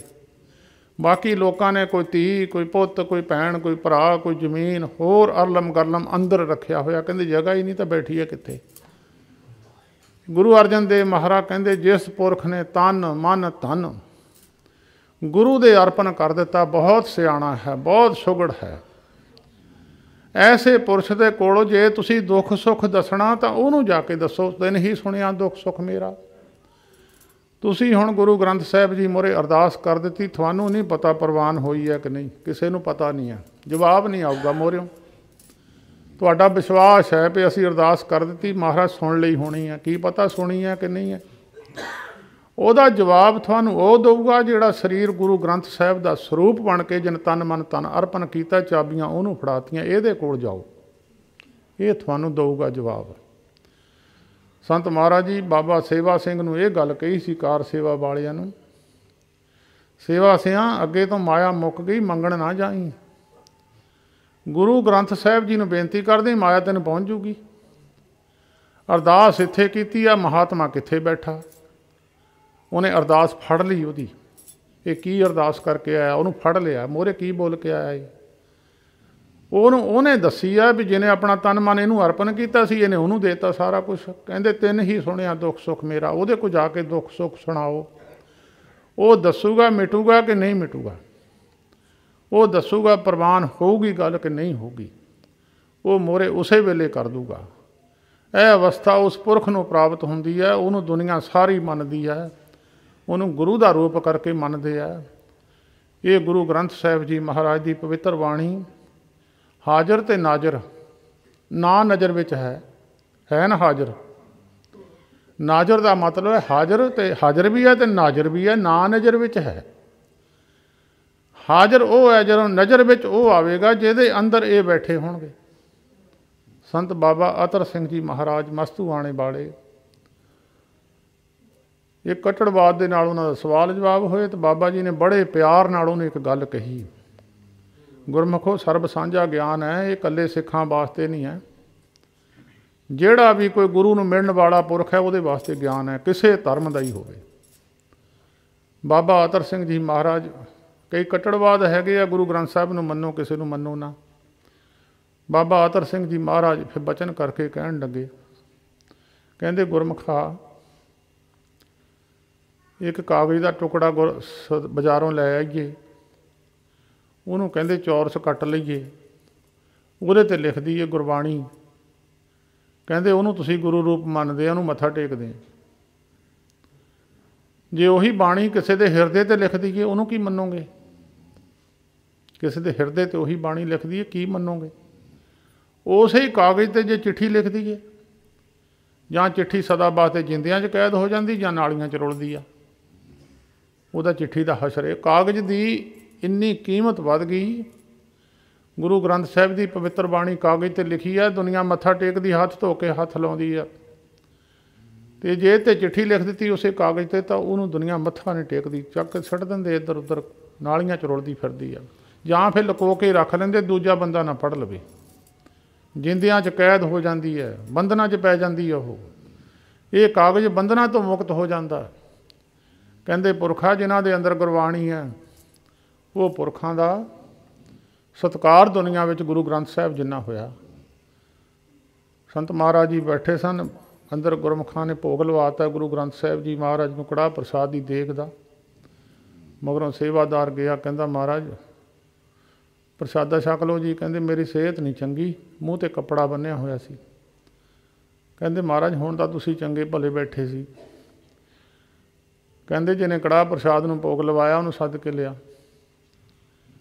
ਕਹਿੰਦੇ ਮੂੰਹ ਖੋਲ੍ਹ ਕੇ ਦਿਖਾੜਿਆ। ਕਹਿੰਦੇ ਅੱਗੇ ਤੋਂ ਕੜਾਹ ਪ੍ਰਸ਼ਾਦ ਠੰਡਾ ਕਰਕੇ ਭੋਗ ਲਵਾਇਆ ਕਰ। ਆਹ ਦੇਖ ਲਾ ਮੂੰਹ, ਕਹਿੰਦੇ ਸਾਰਾ ਛਾਲਿਆਂ ਨਾਲ ਭਰਿਆ ਪਿਆ। ਜਿਹੜੇ ਅਭੇਦ ਪੁਰਖ ਨੇ, ਜਿਨ੍ਹਾਂ ਨੇ ਆਪਣਾ ਤਨ ਮਨ ਗੁਰੂ ਨੂੰ ਅਰਪਣ ਕਰ ਦਿੱਤਾ, ਉਹਨਾਂ ਨੇ ਆਪਣਾ ਆਪ ਉਹਨੂੰ ਦੇ ਦਿੱਤਾ। ਇੱਕੋ ਹੀ ਸਰੂਪ ਹੋ ਗਏ। ਤਿੰਨ ਹੀ ਸੁਣਿਆ ਦੁੱਖ ਸੁੱਖ ਮੇਰਾ। ਉਹਨਾਂ ਦੇ ਕੋਲ ਜਾ ਕੇ ਉਸੇ ਵੇਲੇ ਗੱਲ ਸੁਣੀ ਜਾਂਦੀ ਸੀ। ਜੇ ਸੁੱਖ ਲੈਣਾ ਤਾਂ ਵੀ, ਜੇ ਦੁੱਖ ਪਿਆ ਹੋਇਆ ਤਾਂ ਵੀ। ਇਹ ਦੋਏ ਗੱਲਾਂ ਉਹਨਾਂ ਕੋਲ ਕਹਿੰਦੇ ਪਤਾ ਲੱਗਦਾ। ਉਹ ਸੁਣਦੇ ਆ ਇਹ ਗੱਲਾਂ। ਤੁਹਾਨੂੰ ਪਤਾ ਨਹੀਂ ਕੀ ਪਤਾ ਇਕਾਗਰਤਾ ਹੋਈ ਹੈ ਕਿ ਨਹੀਂ ਹੋਈ ਹੈ। ਅਰਦਾਸ ਕਰਨ ਵੇਲੇ ਤੁਹਾਡਾ ਫੋਨ ਵੱਜ ਗਿਆ, ਇਕਾਗਰਤਾ ਦੂਏ ਪਾਸੇ ਚਲ ਗਈ, ਤਾਂ ਕੀ ਪਤਾ ਗੁਰੂ ਨੇ ਸੁਣੀ ਹੈ ਕਿ ਨਹੀਂ ਸੁਣੀ ਹੈ। ਤੁਸੀਂ ਤਾਂ ਕਰ ਦਿੱਤੀ, ਹੁਣ ਤੁਹਾਨੂੰ ਇਹ ਤਾਂ ਨਹੀਂ ਨਾ ਪਤਾ ਲੱਗਾ ਮੋਹਰੇ ਸੁਣੀ ਕਿ ਨਹੀਂ ਸੁਣੀ। ਅਤੇ ਜਿਹੜੇ ਮਹਾਂਪੁਰਸ਼ ਸੰਤ ਬਾਬਾ ਕਰਮ ਸਿੰਘ ਜੀ ਕੋਲ ਜਾਂਦੇ ਸੀ, ਉਹ ਤੁਹਾਡੇ ਕਰਨ ਤੋਂ ਪਹਿਲਾਂ ਹੀ ਦੱਸ ਦਿੰਦੇ ਸੀ ਤੂੰ ਕੀ ਕੰਮ ਆਇਆ। ਬੰਦੇ ਨੂੰ ਜਾ ਕੇ ਗੱਲ ਕਰਨ ਦੀ ਜ਼ਰੂਰਤ ਹੀ ਨਹੀਂ ਰਹਿੰਦੀ ਸੀ, ਉਹ ਪਹਿਲਾਂ ਹੀ ਕੱਢ ਦਿੰਦੇ ਸੀ ਮੋਹਰੇ। ਉਹ ਫਿਰ ਦੁੱਖ ਸੁੱਖ ਸੁਣਨੇ ਵਾਲੇ ਪੁਰਖ ਸੀ। ਇਹ ਹਾਜ਼ਰ ਨੇ, ਨਾ ਨਾਜ਼ਰ ਵਿੱਚ ਨੇ, ਹੈ ਅਨਹਾਜ਼ਰ। ਹਾਜ਼ਰ ਨਾਜ਼ਰ ਦਸੋਂ ਪਾਤਸ਼ਾਹੀਆਂ ਦੇ ਸਰੂਪ। ਤੋਬਿਦ ਨੀਕੀ ਖਟਾਨੀ, ਸਭ ਤੋਂ ਚੰਗੀ ਖੱਟੀ ਇਹ ਹੈ, ਸਭ ਤੋਂ ਚੰਗਾ ਸੋਚ ਇਹ ਹੈ ਪੁਰਖ ਦੀ, ਜਿਹੜਾ ਉਹਨਾਂ ਪੁਰਖਾਂ ਦਾ ਮਿਲਾਪ ਜਿਨ੍ਹਾਂ ਗੁਰਮੁਖਾਂ ਨੂੰ ਹੋ ਜਾਂਦਾ ਹੈ। ਜੀ ਕੀ ਇੱਕ ਹੈ ਹੀ ਪੈਮਾਨੀ। ਠੀਕ ਹੈ, ਹੋਰ ਲੋਕਾਂ ਕੋਲ ਵਸਤਾਂ ਹੁੰਦੀਆਂ। ਗੌਰਮੈਂਟ ਦਾ ਕਿੱਡਾ ਮਹਿਕਮਾ, ਥੱਲੇ ਅਫਸਰ ਛੋਟੇ ਆ, ਉੱਪਰ ਵੱਡੇ ਆ। ਉਹਨਾਂ ਕੋਲ ਉਨੀ ਕੁ ਪਾਵਰ ਹੈ ਜਿੰਨੀ ਕੁ ਉਹਨਾਂ ਨੂੰ ਦਿੱਤੀ ਹੋਈ ਹੈ ਗੌਰਮੈਂਟ ਨੇ। ਵਾਧੂ ਨਹੀਂ ਉਹ ਬੋਲ ਸਕਦੇ। SHO ਦੀ ਆਪਣੀ ਪਾਵਰ ਹੈ, DSP ਦੀ ਆਪਣੀ, SP ਦੀ ਆਪਣੀ, DIG ਦੀ ਆਪਣੀ, DGP ਦੀ ਆਪਣੀ ਹੈ। ਉਹਨਾਂ ਮੂੰਹ ਖੋਲ੍ਹਦੇ ਆ ਜਿੰਨੀ ਉਹਨਾਂ ਕੋਲ ਪਾਵਰ ਹੈ। ਜੇ ਜੀ ਕਿ ਇੱਕ ਹੀ ਪੈਮਾਨੀ, ਇੱਕ ਗੱਲਾਂ, ਇੱਕ ਜਗ੍ਹਾ ਤੋਂ ਹੀ ਸਾਰੀਆਂ ਗੱਲਾਂ ਪੂਰਨ ਹੋ ਜਾਣ, ਸਾਰੀ ਪਾਵਰ ਜਿਹਦੇ ਕੋਲ ਹੈ। ਠੀਕ ਹੈ, ਦੇਵੀ ਦੇਵਤੇ ਮਾੜੇ ਨਹੀਂ। ਦੇਵੀ ਦੇਵਤੇ ਚੰਗੇ ਨੇ, ਪਰਮੇਸ਼ਰ ਦਾ ਧਿਆਨ ਧਰਦੇ ਆ, ਪਰਮੇਸ਼ਰ ਨੂੰ ਚੇਤੇ ਕਰਦੇ ਆ। ਗਾਵਨ ਤੁਧਨੋਂ ਪਾਉਣ ਪਾਣੀ ਵੈ ਸੰਤਰ, ਗਾਵੈ ਰਾਜਾ ਧਰਮ ਦੁਆਰੇ। ਗਾਵਨ ਤੁਧਨੋਂ ਦੇਵਤਿਆਂ ਦਰ ਨਾਲੇ, ਈਸ਼ਰ ਬ੍ਰਹਮਾ ਦੇਵੀ ਸੋਹਣ ਤੇਰੇ ਸਦਾ ਸਵਾਰੇ। ਇਹ ਸਾਰਾ ਪੜ੍ਹ ਕੇ ਦੇਖ ਲਓ, ਮਹਾਰਾਜ ਦੇਵਤੇ ਤੈਨੂੰ ਗਾਉਂਦੇ ਆ। ਉਹ ਜਿਹੜੇ ਦੇਵਤੇ ਆ ਉਹਨਾਂ ਕੋਲ ਵੀ ਪਾਵਰਾਂ ਸੀਮਤ ਨੇ, ਸਾਰਾ ਕੁਛ ਨਹੀਂ ਦੇ ਸਕਦੇ ਉਹ। ਪਾਵਰਾਂ ਨੇ, ਹੈ ਤਾਂ ਪ੍ਰਭੂ ਦਾ ਹੀ ਉਹ ਮਹਿਕਮਾ ਸਾਰਾ, ਕੋਈ ਮਾੜੇ ਨਹੀਂ ਹੈ। ਗੁਰੂ ਗ੍ਰੰਥ ਸਾਹਿਬ 'ਚ ਉਹਨਾਂ ਨੂੰ ਮਾੜੇ ਨਹੀਂ ਲਿਖਿਆ। ਉਹਨਾਂ ਕੋਲ ਪਾਵਰ ਉਨੀ ਦਿੱਤੀ ਹੈ। ਜਿਹਨੇ ਤਨ ਮਨ ਤਨ ਅਰਪਣ ਕਰ ਦਿੱਤਾ ਉਹਨੂੰ ਸਾਰੀ ਪਾਵਰ ਦਿੱਤੀ ਆ। ਉਹ ਤੋਂ ਇੱਕ ਤੋਂ ਹੀ ਸਾਰੀਆਂ ਗੱਲਾਂ ਪੂਰਨ ਹੋ ਜਾਣੀਆਂ। ਫਿਰ ਇੱਧਰ ਉੱਧਰ ਜਾਣ ਦੀ ਜ਼ਰੂਰਤ ਨਹੀਂ। ਇਹ ਤੋਂ ਮਿਲੀ, ਉੱਥੋਂ ਮਿਲੀ, ਉੱਥੋਂ ਮਿਲੀ। ਸਾਰੇ ਬਾਜ਼ਾਰ 'ਚ ਘੁੰਮਣੇ ਨਾਲੋਂ ਇੱਕੋ ਜਗ੍ਹਾ 'ਤੇ ਸਾਰਾ ਕੁਛ। ਇੱਕ ਤਾਂ ਸਰੀਰ ਦਾ ਬਲ ਵੀ ਘੱਟ ਲੱਗਿਆ, ਆਉਣਾ ਜਾਣਾ ਮੁੱਕ ਗਿਆ, ਦਿਮਾਗ ਦੀ ਖਪਾਈ ਘੁੰਮ ਗਈ। ਸੌਦਾ ਜਿਹੜਾ ਕਰਨਾ ਸੀ, ਕਈ ਉਹਦੇ ਵਿੱਚ ਗੱਲਾਂ ਰੌਲੇ ਪੈਂਦੇ, ਉਹ ਵੀ ਮੁੱਕ ਗਏ। ਸਾਰਾ ਕੁਛ ਮੁੱਕ ਗਿਆ। ਜੀ ਕਿ ਇੱਕ ਹੀ ਪੈਮਾਨੀ, ਅਵਰ ਯਤਨ ਕਰ ਰਹੇ ਬਹੁ ਤੇਰੇ, ਤਿੰਨ ਤਿਲ ਨਹੀਂ ਕੀਮਤ ਜਾਨੀ। ਬੜੀ ਦੁਨੀਆ ਰੱਬ ਨੂੰ ਮਿਲਣ ਵਾਸਤੇ ਤੁਰੀ ਹੋਈ ਆ, ਗਿਣਤੀ ਕੋਈ ਨਹੀਂ ਆ। ਜਗ੍ਹਾ ਜਗ੍ਹਾ 'ਤੇ ਲੋਕ ਬੈਠੇ ਆ, ਘਰਾਂ ਵਿੱਚ ਬੈਠੇ ਆ। ਕੋਈ ਫੋਟੋਆਂ ਲਾ ਕੇ ਪੂਜਾ ਕਰਦੇ ਆ, ਕੋਈ ਕਿਸੇ ਤਰ੍ਹਾਂ ਪੂਜਾ ਕਰਦੇ, ਕੋਈ ਗੁਰਦੁਆਰੇ ਜਾ ਕੇ ਪੂਜਾ ਕਰਦਾ, ਕੋਈ ਪੁੱਠਾ ਲਟਕਦਾ ਹੈ, ਕੋਈ ਪਾਣੀ ਵਿੱਚ ਖੜਾ ਹੈ, ਕੋਈ ਜੰਗਲਾਂ ਵਿੱਚ ਘੁੰਮਦਾ ਹੈ, ਕਈ ਧੂਣੀਆਂ ਤਾਪ ਕੇ ਬੈਠੇ ਆ। ਸਾਰੇ ਯਤਨ ਪ੍ਰਭੂ ਨੂੰ ਮਿਲਣ ਵਾਸਤੇ ਹੀ ਹਨ। ਅਵਰ ਯਤਨ ਕਰ ਰਹੇ ਵੋ ਤੇਰੇ, ਤਿੰਨ ਤਿਲ ਨਹੀਂ ਕੀਮਤ ਜਾਣੀ। ਤਿਲ ਜਿੰਨੀ ਕੀਮਤ ਜਾਣੀ ਨਹੀਂ। ਸਭ ਤੋਂ ਵੱਡੀ ਗੱਲ ਤਾਂ ਤਨ ਮਨ ਤਨ ਅਰਪਣ ਕਰਨਾ ਪਊਗਾ, ਬਾਕੀ ਸਾਰੀਆਂ ਗੱਲਾਂ ਥੱਲੇ ਹੀ ਰਹਿ ਜਾਂਦੀਆਂ। ਅਖੀਰ ਤੇ ਇੱਕੋ ਹੀ ਫੈਸਲਾ ਹੈ ਵੀ ਤਿੰਨ ਚੀਜ਼ਾਂ ਤੇਰੇ ਕੋਲ ਆ, ਮੇਰੇ ਮੂਹਰੇ ਲਿਆ ਕੇ ਰੱਖ ਤਾਂ ਸੌਦਾ ਲੈ ਲਾ। ਬਾਕੀ ਗੱਲਾਂ ਜਿੰਨੀਆਂ ਮਰਜ਼ੀ ਘੁੰਮ ਕੇ ਅਖੀਰ ਤੇ ਪੇਪਰ ਉਹ ਹੈ, ਉਹਨੂੰ ਸਾਰੀ ਪਾਵਰ ਮਿਲ ਜੂਗੀ। ਅਵਰ ਯਤਨ ਕਰ ਰਹੇ ਵੋ ਤੇਰੇ, ਤਿੰਨ ਤਿਲ ਨਹੀਂ ਕੀਮਤ ਜਾਣੀ। ਅੰਮ੍ਰਿਤ ਨਾਮ ਨਿਰਮੋਲਕ ਹੀਰਾ ਗੁਰ ਦੀਨੋ ਮੰਤਾਨੀ। ਉਸ ਪੁਰਖ ਦੇ ਕੋਲ ਇੱਕ ਹੋਰ ਵੱਡੀ ਚੀਜ਼ ਹੈ, ਉਹਨੂੰ ਇੱਕ ਵੱਡੀ ਨਾਮ ਦੀ ਦਾਤ ਮਿਲੀ ਹੈ, ਉਹ ਸਾਰਿਆਂ ਨੂੰ ਨਹੀਂ ਮਿਲੀ। ਪ੍ਰਭੂ ਨੇ ਆਪਣੀ ਯਾਦ ਉਹਦੇ ਅੰਦਰ ਰੱਖ ਦਿੱਤੀ ਆ, ਉਹਨੂੰ ਭੁੱਲਦੀ ਨਹੀਂ ਹੈ, ਉਹਦੇ ਕੋਲੋਂ ਮਿਲ ਜੂਗੀ। ਅੰਮ੍ਰਿਤ ਨਾਮ ਨਿਰਮੋਲਕ ਹੀਰਾ, ਬਹੁਤ ਕੀਮਤੀ ਚੀਜ਼। ਅੰਮ੍ਰਿਤ ਹੀਰੇ ਦੀ ਕੀਮਤ ਨਹੀਂ ਪਾਈ ਜਾਂਦੀ। ਨਿਰਮੋਲਕ ਦਾ ਮਤਲਬ ਹੈ ਇਹਦਾ ਮੁੱਲ ਨਹੀਂ ਹੈ ਕੋਈ ਵੀ। ਗੁਰ ਦੀਨੋ ਮੰਤਾਨੀ, ਗੁਰੂ ਨੇ ਮੰਤਰ ਬਖਸ਼ ਦਿੱਤਾ, ਇਹ ਮੰਤਰ ਦੇ ਦਿੱਤਾ ਜਿਹਦੇ ਤੇ ਖੁਸ਼ੀ ਹੋ। ਜਿਹਨੇ ਉਹ ਦਿੱਤੀ ਉਹਨੂੰ ਚੀਜ਼, ਉਹਦੇ ਕੋਲੋਂ ਮਿਲ ਗਿਆ। ਜਾਂ ਫਿਰ ਜਿਹੜੇ ਉਹਨਾਂ ਦੇ ਕੋਲ ਚਲੇ ਗਏ ਉਹਨਾਂ ਨੂੰ ਵੀ ਇਹ ਮਿਲ ਗਿਆ। ਜਿਹੜੇ ਇਹਨਾਂ ਪੁਰਸ਼ਾਂ ਦੇ ਕੋਲ ਪਹੁੰਚੇ, ਇਹ ਅਵਸਥਾ ਵਾਲੇ ਪੁਰਖਾਂ ਕੋਲ ਪਹੁੰਚੇ, ਉਹਨਾਂ ਨੂੰ ਵੀ ਇਹ ਚੀਜ਼ ਮਿਲ ਗਈ। ਡਿਗੇ ਨਾ ਡੋਲੇ ਦ੍ਰਿੜ ਕਰ ਰਹੇ ਹੋ, ਪੂਰਨ ਹੋਏ ਤ੍ਰਿਪਤਾਨੀ। ਉਹ ਪੁਰਸ਼ ਫਿਰ ਸੰਸਾਰ ਵਿੱਚ ਡੋਲਦੇ ਨਹੀਂ ਆ। ਇੱਥੋਂ ਪੂਰੀ ਨਹੀਂ ਹੋਈ ਗੱਲ ਉੱਥੇ ਚਲੇ ਜਾਓ, ਉੱਥੋਂ ਪੂਰੀ ਨਹੀਂ ਹੋਈ ਉੱਥੇ ਚਲੇ ਜਾਓ। ਉਹ ਦ੍ਰਿੜ ਵਿਸ਼ਵਾਸ ਕਰਕੇ ਉੱਥੇ ਬੈਠ ਜਾਂਦੇ, ਕਹਿੰਦੇ ਪ੍ਰਭੂ ਇੱਕੋ ਹੀ ਹੈ, ਉਹੀ ਹੈ, ਉਹਦੇ ਤੋਂ ਬਿਨਾਂ ਉੱਧਰ ਕਿਤੇ ਮਿਲਣਾ ਹੀ ਨਹੀਂ ਕੁਛ ਵੀ। ਵਿਸ਼ਵਾਸ ਕਰਕੇ ਬੈਠ ਗਏ, ਡੋਲਦੇ ਨਹੀਂ ਹੈ। ਜਿਹੜਾ ਡੋਲਦਾ ਗੱਡੀ ਡੋਲਦੀ ਹੋਵੇ ਨੁਕਸ ਹੁੰਦਾ ਵਿੱਚ, ਗੱਡਾ ਡੋਲਦਾ ਹੋਵੇ ਸੜਕ ਖਰਾਬ ਹੁੰਦੀ ਆ। ਪਾਣੀ ਹਿੱਲਦਾ ਹੋਵੇ ਨਿਰਮਲ ਨਹੀਂ ਰਹਿੰਦਾ, ਪਾਣੀ ਗੰਦਾ ਹੋ ਜਾਂਦਾ। ਜਿਹੜੀ ਚੀਜ਼ ਡੋਲਦੀ ਆ, ਡੋਲਣ ਤੇ ਰੱਖੋ ਪ੍ਰਭੂ ਨਾਨਕ ਦੇ ਕਰ ਹੱਥ ਮਾਰਾ, ਡੋਲਣ ਤੇ ਰੱਖਿਓ ਜੀ ਮਹਾਰਾਜ। ਕਿਰਪਾ ਕਰਕੇ ਮਨ ਦੇ ਉੱਤੇ ਐਸਾ ਵਿਸ਼ਵਾਸ ਬਣਾ ਦਿਓ, ਅਸੀਂ ਡਿਗੇ ਨਾ ਡੋਲੇ। ਦ੍ਰਿੜ ਕਰ ਰਹੇ ਹੋ, ਪੂਰਨ ਹੋਏ ਤ੍ਰਿਪਤਾਨੀ। ਉਹ ਪੂਰੀ ਤ੍ਰਿਪਤਾਨੀ, ਤ੍ਰਿਪਤ ਹੁੰਦਾ ਹੈ ਪੂਰਾ ਮਨੁੱਖ, ਫਿਰ ਉਹਨੂੰ ਕਿਸੇ ਵਸਤੂ ਦੀ ਇੱਛਾ ਪੁਰਸ਼ ਹੋ ਜਾਂਦੇ ਆ। ਕਿਸੇ ਦੀ ਚੀਜ਼ ਦੀ ਭੁੱਖ, ਨਾ ਧਨ ਦੀ ਭੁੱਖ, ਨਾ ਪ੍ਰਭਤਾ ਦੀ ਭੁੱਖ, ਨਾ ਹੋਰ ਕਿਸੇ ਵਸਤੂ ਦੀ ਭੁੱਖ। ਡਿਗੇ ਨਾ ਡੋਲ, ਪੂਰਨ ਹੋਏ ਤ੍ਰਿਪਤਾਨੀ। ਉਹ ਜੋ ਬੀਚ ਹਮ ਤੁਮ ਕੁਛ ਹੋਤੇ, ਅੰਦਰ ਰੌਲਾ ਪਿਆ ਹੋਇਆ, ਹਰੇਕ ਮਨੁੱਖ ਦੇ ਅੰਦਰ ਰੌਲਾ ਪਿਆ ਹੋਇਆ। ਆਤਮਾ ਕਹਿੰਦੀ ਗੁਰਦੁਆਰੇ ਚੱਲ ਤੇਰਾ ਪੁੰਨ ਬਣ ਜੂਗਾ, ਮਨ ਕਹਿੰਦਾ ਕੰਮ ਰਹਿੰਦਾ। ਮਨ ਕਹਿੰਦਾ ਮੈਨੂੰ ਫਲਾਣੇ ਨੇ ਕਹਿਣਾ ਤੂੰ ਰੋਜ਼ੇ ਤੁਰਿਆ ਰਹਿਣਾ। ਉਹ ਅੰਦਰ ਨੂੰਹ ਕਹਿੰਦੀ ਹੈ, ਸਹੁਰਾ ਮੈਨੂੰ ਕਹੂਗਾ ਕੀ ਕਹੂਗਾ, ਰੋਜ਼ੇ ਤੁਰੀ ਰਹਿੰਦੀ ਆ। ਅੰਦਰ ਮਤਲਬ ਰੌਲਾ ਪਿਆ ਹੋਇਆ, ਗੱਲ ਭਾਵੇਂ ਕਿਸੇ ਨਾਲ ਕਰੇ ਜਾਂ ਨਾ ਕਰੇ, ਅੰਦਰ ਰੌਲਾ ਹੈ। ਆਤਮਾ ਕਹਿੰਦੀ ਤੇਰਾ ਭਲਾ ਹੋ ਜਾਊਗਾ, ਚੱਲ ਸੇਵਾ ਕਰ, ਤੇਰਾ ਭਲਾ ਹੋ ਜਾਊਗਾ, ਗੁਰੂ ਦੀ ਗੱਲ ਸੁਣ ਲਾ, ਤੇਰਾ ਭਲਾ ਹੋ ਜਾਊਗਾ। ਗੁਰੂ ਗ੍ਰੰਥ ਸਾਹਿਬ ਦੇ ਕੋਲ ਬੈਠ ਕੇ ਆਪਣੇ ਜਿਹੜੇ ਜੀਵਨ ਦੇ ਸਵਾਸ ਹੈ ਉਹਨੂੰ ਮੂੰਹ ਵੀ ਖਰੀ ਬਣਾ ਲਾ, ਧਰਮ ਰਾਜਾ ਦੇਖ ਲੂਗਾ ਕਿੱਥੇ ਬੈਠਾ ਸੀ ਇਹ। ਅੰਦਰੋਂ ਆਤਮਾ ਇਹ ਗੱਲ ਕਹਿੰਦੀ ਆ, ਕੋਈ ਸੱਚੀ ਸੁੱਚੀ ਪਰਮੇਸ਼ਰ ਦੀ ਅੰਸ਼ ਹੈ। ਅੰਦਰ ਮਨ ਫਿਰ ਦੂਜੇ ਪਾਸੇ ਨੂੰ ਤੁਰਿਆ ਹੋਇਆ, ਝਗੜਾ ਪਿਆ ਹੋਇਆ ਅੰਦਰ। ਉਹ ਜੋ ਬੀਚ ਹਮ ਤੁਮ ਕੁਛ ਹੋਤੇ, ਹਮ ਤੁਮ ਦੀ ਗੱਲ ਅੰਦਰ ਰੌਲਾ ਚੱਲ ਰਿਹਾ। ਤਿੰਨ ਕੀ ਬਾਤ ਬੁਲਾਨੀ, ਉਹ ਗੱਲ ਖਤਮ ਹੋ ਜਾਂਦੀ। ਜਦੋਂ ਨਾਮ ਆ ਜਾਵੇ ਗੱਲ ਖਤਮ ਹੋ ਗਈ। ਇੱਕੋ ਹੀ ਫੈਸਲਾ ਲੈ ਲਿਆ ਜੋ ਲੈ ਲਿਆ, ਦੁਨੀਆ ਜਿੱਧਰ ਜਾਂਦੀ ਜਾਵੇ। ਅਲੰਕਾਰ ਮਿਲ ਥੈਲੀ ਹੋਈ ਹੈ ਤਾਂ ਤੇ ਕਨਕ ਬਖਾਨੀ। ਗਹਿਣੇ ਕਈ ਤਰ੍ਹਾਂ ਦੇ ਹੈ, ਹਾਰ ਹੈ, ਮੁੰਦੀ ਹੈ, ਕਈ ਤਰ੍ਹਾਂ ਦੇ ਗਹਿਣੇ ਨੇ, ਸਿਰ 'ਚ ਪਾਉਣ ਵਾਲੇ, ਪੈਰਾਂ 'ਚ ਪਾਉਣ ਵਾਲੇ, ਕਈ ਤਰ੍ਹਾਂ ਦੇ ਗਹਿਣੇ। ਉਹਨਾਂ ਨੂੰ ਸਾਰਿਆਂ ਨੂੰ ਇਕੱਠਾ ਕਰਕੇ ਸੋਨੇ ਦਾ ਸੋਨਾ ਹੀ ਆ। ਵੱਖਰੇ ਵੱਖਰੇ ਨਾਂ ਉਨਾ ਚਿਰ ਹੀ ਆ ਜਿੰਨਾ ਚਿਰ ਉਹਨਾਂ ਦੀ ਸ਼ਕਲਾਂ, ਉਹਨਾਂ ਦੇ ਕੰਮ, ਉਹਨਾਂ ਦੀਆਂ ਡਿਊਟੀਆਂ ਵੱਖਰੀਆਂ ਵੱਖਰੀਆਂ। ਮੁੰਦੀ ਹੈ ਉਹ ਉਂਗਲੀ ਵਿੱਚੇ ਪੈਣੀ ਆ, ਸਿਰ 'ਤੇ ਨਹੀਂ ਖੜਨੀ। ਉਹ ਜਿਹੜੇ ਗਲ ਵਿੱਚ ਪੈਣ ਵਾਲਾ ਹਾਰ ਹੈ ਉਹ ਹੱਥ ਵਿੱਚ ਨਹੀਂ ਪੈਣਾ। ਗਹਿਣੇ ਹੈ ਵੱਖਰੇ ਵੱਖਰੇ, ਉਹਨਾਂ ਦੇ ਨਾਮ ਵੱਖਰੇ ਵੱਖਰੇ ਨੇ। ਜਦ ਉਹਨਾਂ ਸਾਰਿਆਂ ਨੂੰ ਇਕੱਠੇ ਕਰ ਦਈਏ ਇਕੱਲਾ ਸੋਨਾ ਹੀ ਆ। ਸਾਰੇ ਧਾਰਮਿਕ ਪੱਖ ਜਿੰਨਿਆਂ ਨੂੰ ਇਕੱਠਾ ਕਰ ਲਈਏ, ਅਖੀਰ ਵਿੱਚ ਇੱਕ ਪ੍ਰਭੂ ਨੂੰ ਮਿਲਣ ਦੀ ਗੱਲ ਹੈ, ਦੂਜੀ ਗੱਲ ਨਹੀਂ। ਪ੍ਰਗਟਿਓ ਜੋਤ ਸਹਿਜ ਸੁਖ ਸੋਭਾ, ਜਿਨ੍ਹਾਂ ਦੀ ਇਹ ਗੱਲ ਖਤਮ ਹੋ ਗਈ, ਉਹਨਾਂ ਦੀ ਜੋਤ ਪ੍ਰਗਟ ਹੋ ਗਈ। ਸਹਿਜ ਸੁਖ ਸੋਭਾ, ਸੰਸਾਰ ਦੇ ਵਿੱਚ ਬੜੀ ਸੋਭਾ ਉਹਨਾਂ ਨੂੰ ਪ੍ਰਾਪਤ ਹੋਈ, ਸਹਿਜ ਅਵਸਥਾ ਵਿੱਚ ਪਹੁੰਚ ਗਏ। ਪ੍ਰਗਟਿਓ ਜੋਤ ਸਹਿਜ ਸੁਖ ਬਾਝੇ ਅਨਹਤ ਬਾਣੀ, ਉਹਨਾਂ ਦੇ ਅੰਦਰੋਂ ਬਾਣੀ ਨਿਕਲਣ ਲੱਗ ਗਈ। ਇਹ ਬਾਣੀ ਅਨਹਤ ਬਾਣੀ, ਉਹਨਾਂ ਦੇ ਅੰਦਰੋਂ ਅਨਹਤ ਬਾਣੀ ਪੂੰਜੀ, ਸੰਤਨ ਹੱਥ ਰਾਖੀ ਕੂੰਜੀ। ਅਨਹਤ ਬਾਣੀ ਗੁਰ ਸ਼ਬਦ ਜਾਣੀ, ਹਰ ਨਾਮ ਹਰ ਰਸ ਭੋਗੋ, ਕਹੈ ਨਾਨਕ ਪ੍ਰਭ ਆਪ ਮਿਲਿਆ ਕਰਨ ਕਾਰਨ ਜੋਗੋ। ਉਹਨਾਂ ਨੂੰ ਪਰਮੇਸ਼ਰ ਆਪ ਆ ਕੇ ਮਿਲਦਾ। ਜਿਨ੍ਹਾਂ ਦੇ ਅੰਦਰੋਂ ਅਨਹਤ ਬਾਣੀ, ਉਹਨਾਂ ਨੇ ਗੁਰੂ ਦੇ ਸ਼ਬਦ ਤੋਂ ਉਹਨੂੰ ਪਤਾ ਲੱਗਾ, ਅੰਦਰੋਂ ਬਾਣੀ ਨਿਕਲਣ ਲੱਗ ਗਈ। ਗੁਰ ਸ਼ਬਦ ਜਾਣੀ ਹਰ ਨਾਮ ਹਰ ਰਸ ਭੋਗੋ, ਹਰੀ ਦੇ ਨਾਮ ਦੇ ਰਸ ਨੂੰ ਉਹਨਾਂ ਨੇ ਚਖਣਾ ਕੀਤਾ ਹੈ। ਉਹਨਾਂ ਨੂੰ ਪ੍ਰਭੂ ਆਪ ਆ ਕੇ ਮਿਲਿਆ। ਇਹ ਪ੍ਰਭੂ ਨੂੰ ਜਾ ਕੇ ਨਹੀਂ ਮਿਲੇ, ਪ੍ਰਭੂ ਉਹਨਾਂ ਦੇ ਨੇੜੇ ਨੂੰ ਆ ਗਿਆ। ਇੱਕ ਕਦਮ ਪ੍ਰਭੂ ਵੱਲ ਨੂੰ ਗਏ, ਕਰੋੜ ਕਦਮ ਉਹਦੇ ਨਾਲ ਨੂੰ ਆ ਗਿਆ। ਉਹਨੂੰ ਪਤਾ ਮੇਰੇ ਵੱਲ ਨੂੰ ਤੁਰਿਆ ਆਉਂਦਾ, ਉਹਨੇ ਦੇਰ ਲਾ ਦੇਣੀ, ਮੈਂ ਨੱਠ ਕੇ ਮੋਹਰੇ ਹੋ ਕੇ ਮਿਲ ਲੈਣਾ। ਉਹਨਾਂ ਨੂੰ ਮਿਲਦਾ। ਪ੍ਰਗਟਿਓ ਜੋਤ ਸਹਿਜ ਸੁਖ ਸੋਭਾ ਬਾਜੇ, ਅਨਹਤ ਬਾਣੀ ਕਹੋ ਨਾਨਕ ਨਿਹਚਲ ਕਰ ਬਾਧਿਓ। ਗੁਰ ਕੀਓ ਬੰਦਾਨੀ, ਇਹ ਪੱਕਾ ਨਿਸ਼ਚਾ ਕਰਕੇ ਗੁਰੂ ਨੇ ਬਖਸ਼ਿਸ਼ ਕਰ ਦਿੱਤੀ। ਇਹ ਵਿਧੀ ਬਖਸ਼ਿਸ਼ ਕੀਤੀ ਜਿਹੜੀ ਸੀ ਮਨੁੱਖ ਦੇ ਅੰਦਰ ਪ੍ਰਵੇਸ਼ ਕਰ ਗਈ। ਉਹਨਾਂ ਪੁਰਖਾਂ ਨੂੰ ਇਹ ਮਰਤਬਾ ਸੰਸਾਰ ਵਿੱਚ ਪ੍ਰਾਪਤ ਹੋਇਆ ਹੈ। ਸੋ ਭਾਈ ਗੁਰਮੁਖੋ, ਆਪਣੀ ਆਪਣੀ ਜਿਹੜੀ ਮਨੁੱਖ ਬਾਟ ਕੱਢਦਾ ਹੈ, ਪ੍ਰਭੂ ਵੱਲ ਨੂੰ ਜਾਣ ਦਾ ਰਸਤਾ ਤੈਅ ਕਰਦਾ ਹੈ। ਕਈ ਬੰਦੇ ਰਾਤ ਨੂੰ ਤੁਰੇ ਰਹਿੰਦੇ ਆ, ਜ਼ਿਆਦਾ ਬਾਟ ਕੱਢ ਜਾਂਦੇ ਆ। ਸੰਥਾ ਪੰਥਾ ਅਰਚਨਾ, ਇਹ ਤਿੰਨੋਂ ਪ੍ਰਾਤਾ ਕਾਲ। ਜੇ ਬਾਣੀ ਦੀ ਸੰਥਾ ਕਰਨੀ ਹੋਵੇ ਤਾਂ ਵੀ ਤੜਕੇ ਦਿਮਾਗ ਤੇਜ਼ ਹੁੰਦਾ, ਉਹਨੇ ਆਰਾਮ ਕੀਤਾ ਹੁੰਦਾ, ਜਿਹੜੀ ਗੱਲ ਸੁਣ ਲੈ ਦਿਮਾਗ 'ਚ ਬਹਿ ਜਾਂਦੀ। ਸੰਥਾ ਕਰਨੀ ਹੋਵੇ, ਪੰਥਾ ਹੁੰਦਾ ਰਸਤਾ, ਬਾਟ ਕਰਨੀ ਹੋਵੇ, ਇਹ ਵੀ ਤੜਕੇ ਤੜਕੇ ਚੰਗੀ ਨਿਕਲ ਜਾਂਦੀ ਆ। ਮਨੁੱਖ ਤਰੋ ਤਾਜ਼ਾ ਹੁੰਦਾ। ਲੋਕ ਸੁੱਤੇ ਹੁੰਦੇ, ਸੜਕਾਂ ਵਿਹਲੀਆਂ ਹੁੰਦੀਆਂ।